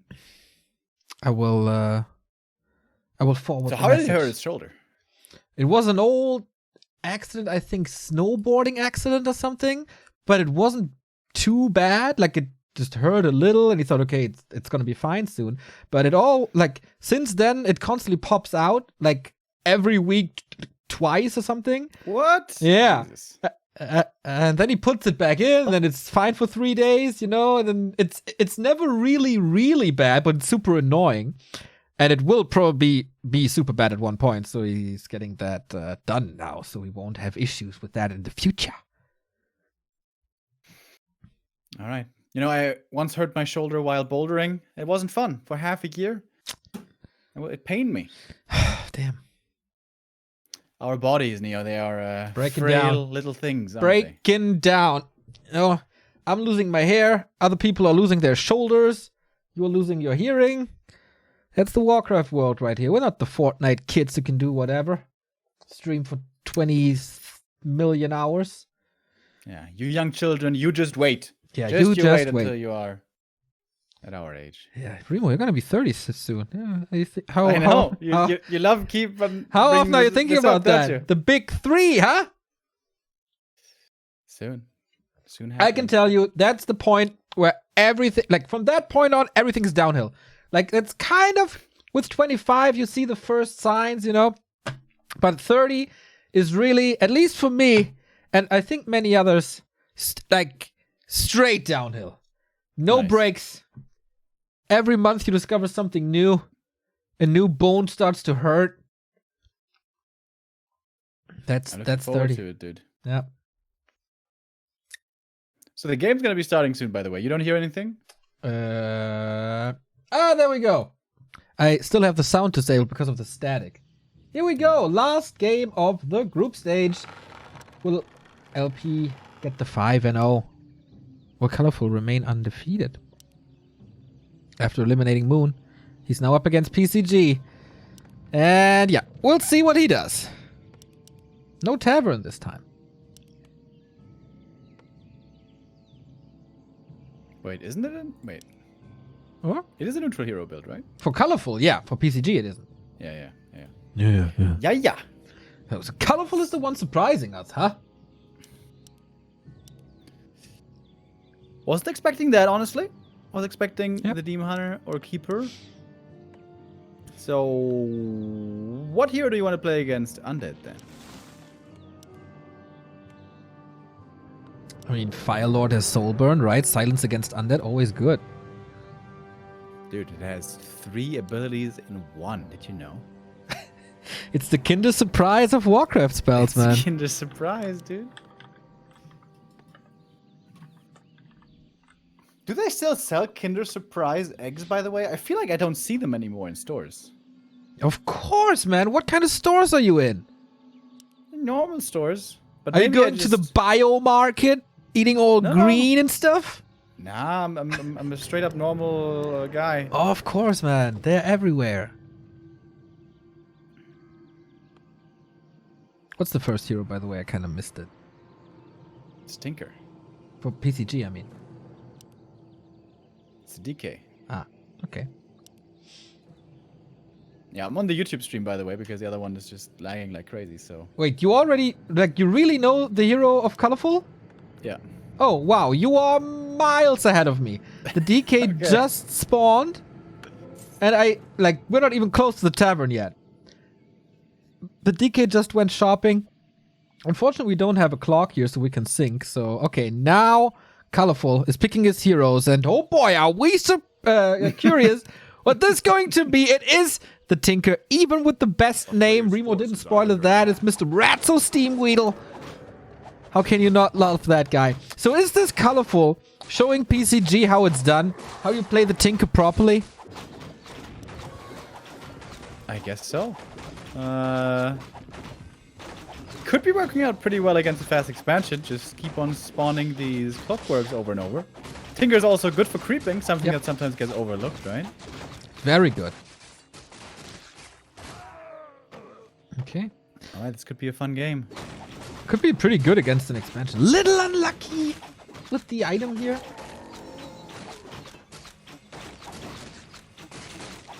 A player's force. But alright. Yeah. If he really does the turtle creep spot and it works, this is gonna be so funny. Then I am 110% on board on the Colorful hype and love train. Oh, love train sounds weird. You know what I mean. Sympathy and stuff. I got you, bro. Thanks. It's hard not to like Colorful. He's just so good, so so swag, so fresh, so clean. Oh, and getting surrounded in a second. Wait a minute. He just what the hell? He just killed the Ogre Magi. How far ahead are you? It's gonna be coming in a moment. You have to stop. Okay. Yeah, there we go. He's in the surround for sure. And that's the TP out. Okay, so how powerful is this push of TBC? Expo is coming. It's a couple of ghouls. Well, that looks like a kill to me. If he fully commits. Oh, he got the wisp before the detonate. That's not supposed to happen. There we go, though. Is it enough? It definitely looks... Oh, only one ghoul in the DK. If only he had cluster rockets and he could have stopped the damage.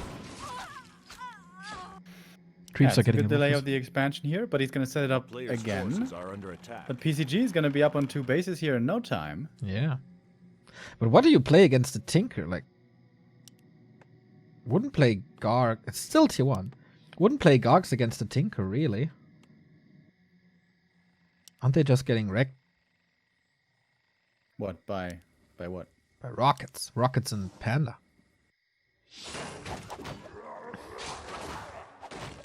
I think it's fine. I think this is looking pretty good for PCG.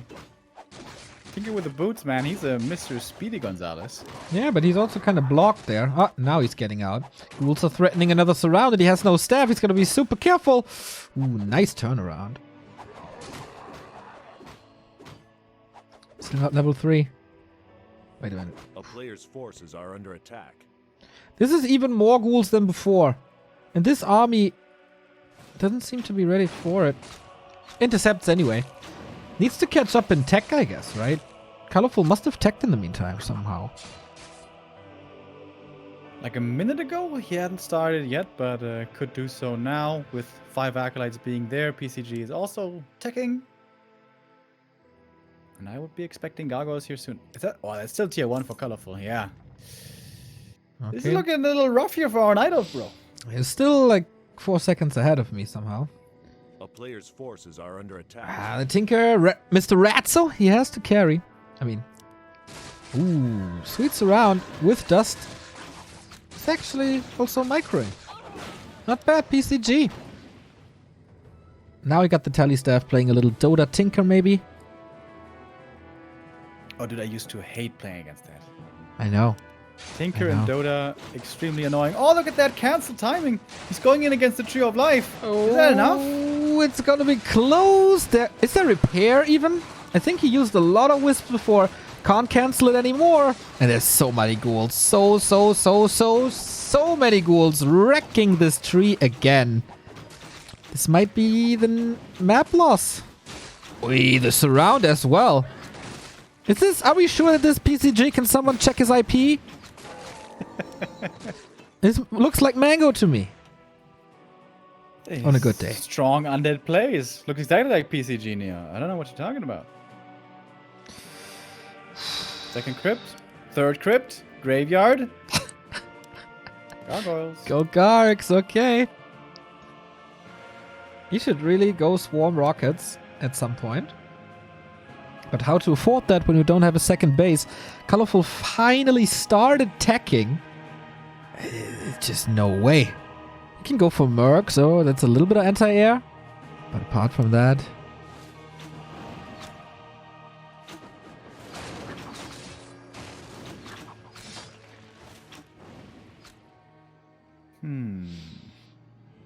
A player's This looks forces pretty are under disastrous, to attack. be honest. Like, what do you even do now? As the Night Elf. Well, play it a bit like a Dota Tinker. Force reactions from PCG by time, but the bad thing is you can easily react to this with heroes and the Gargs do the offense for you.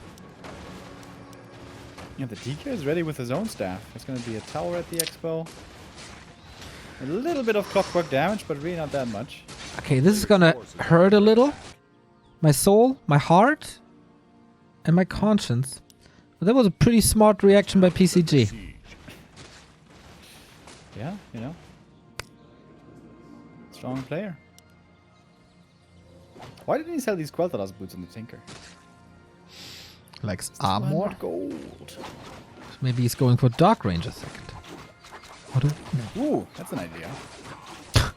Dude, the DK is almost getting surrounded. The staff is on cooldown. If only he had rockets. Tough lesson to be learned here. For the rising star of the Chinese scene. Oh, here come the Gargs. There's a decent amount of anti-air with a Berserker and 1 or 2 archers. I would love to be a guard, dude. Just when anything annoys you or you're not feeling well, you just turn to stone, wait a bit until it's all over, and the wounds are healed, and then you're free again. But you're also stuck in place, though. People can draw, you know, things on your forehead, and they have marker. It's okay. I mean, they do that you anyway. Can't do anything. You can't do anything for a while. You're just stuck there, you know. That's fine. I mean, I'm a nice decor then.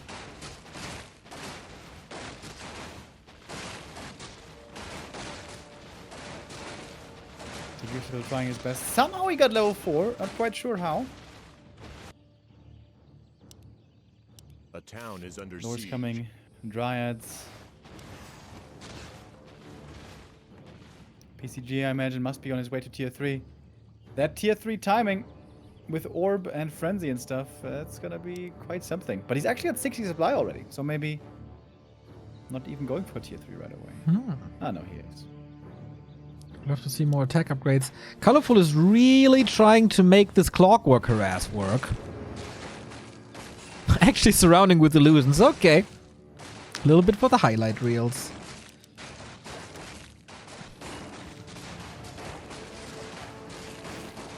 That's level 4 DK. Fun fact. Pocket Factory, when you kill it, does give experience. Clockworks do not give experience. That is indeed a weird reason. A weird mechanic. A player's forces are under I could attack. understand if they don't give XP when they suicide. But if you kill them... There would otherwise be a lot of XP, probably. Yeah, I guess it would encourage people to leave it alive for experience when actually you want to kill it fast. And the damage is starting to stack up over here for the Pocket Factory.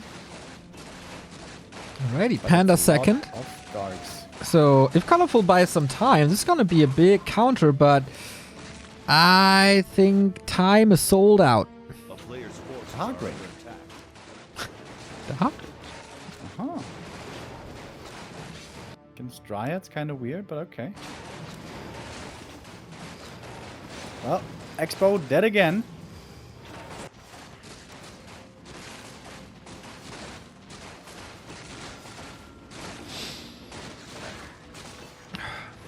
Yeah, this poor Tree of Life for Colorful. Just gone. The Panda hasn't the required level yet. Are under attack. He's supply blocked as well. Panda actually almost dead. Dude, the PCG walks a little bit to the left now. Oh, yay, oh, yay, oh, yay. It's rough.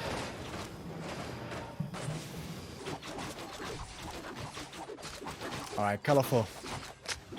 Cheer a have little to for your defend now. boy. You're kind of backstabbing him here, I got a feeling. Ooh, Drunken Haze Breath of Fire. Good combo right there. Decent damage. Yeah. But it's only level 1 breath, not level 2. Tinker is No chance dead. anymore for Colorful. GG! Oh, wow. Colorful is indeed, like, winning against Moon, losing against PCG. That's an interesting week for Colorful, isn't it? Yeah, I guess you can say that. The last game here, of course, didn't matter that much anymore. LP still got the win. And with that, they are through in second place. After FM, LM second, going up... LM? LP. LP second, going up against ELL in the grand final event. Oh, man. Pretty promising semifinals all around. In the one-on-one competition, in the 2-on-2 competition. We got, what is it? $44,000 here to hand out. 25 in the solos, 19 in the team. Hell yeah. And Moon could become WCG champion not only once, but twice in one day. You think that's going to be what occurs? Or are we going to have split champions? If I could tell the future, Remo, I would be a lot of millionaire. So Fly could do it. 1-0. I mean, everyone could do it. Everyone is still in the race. Every 1v1 player in the top 4 is also in the running here with their team.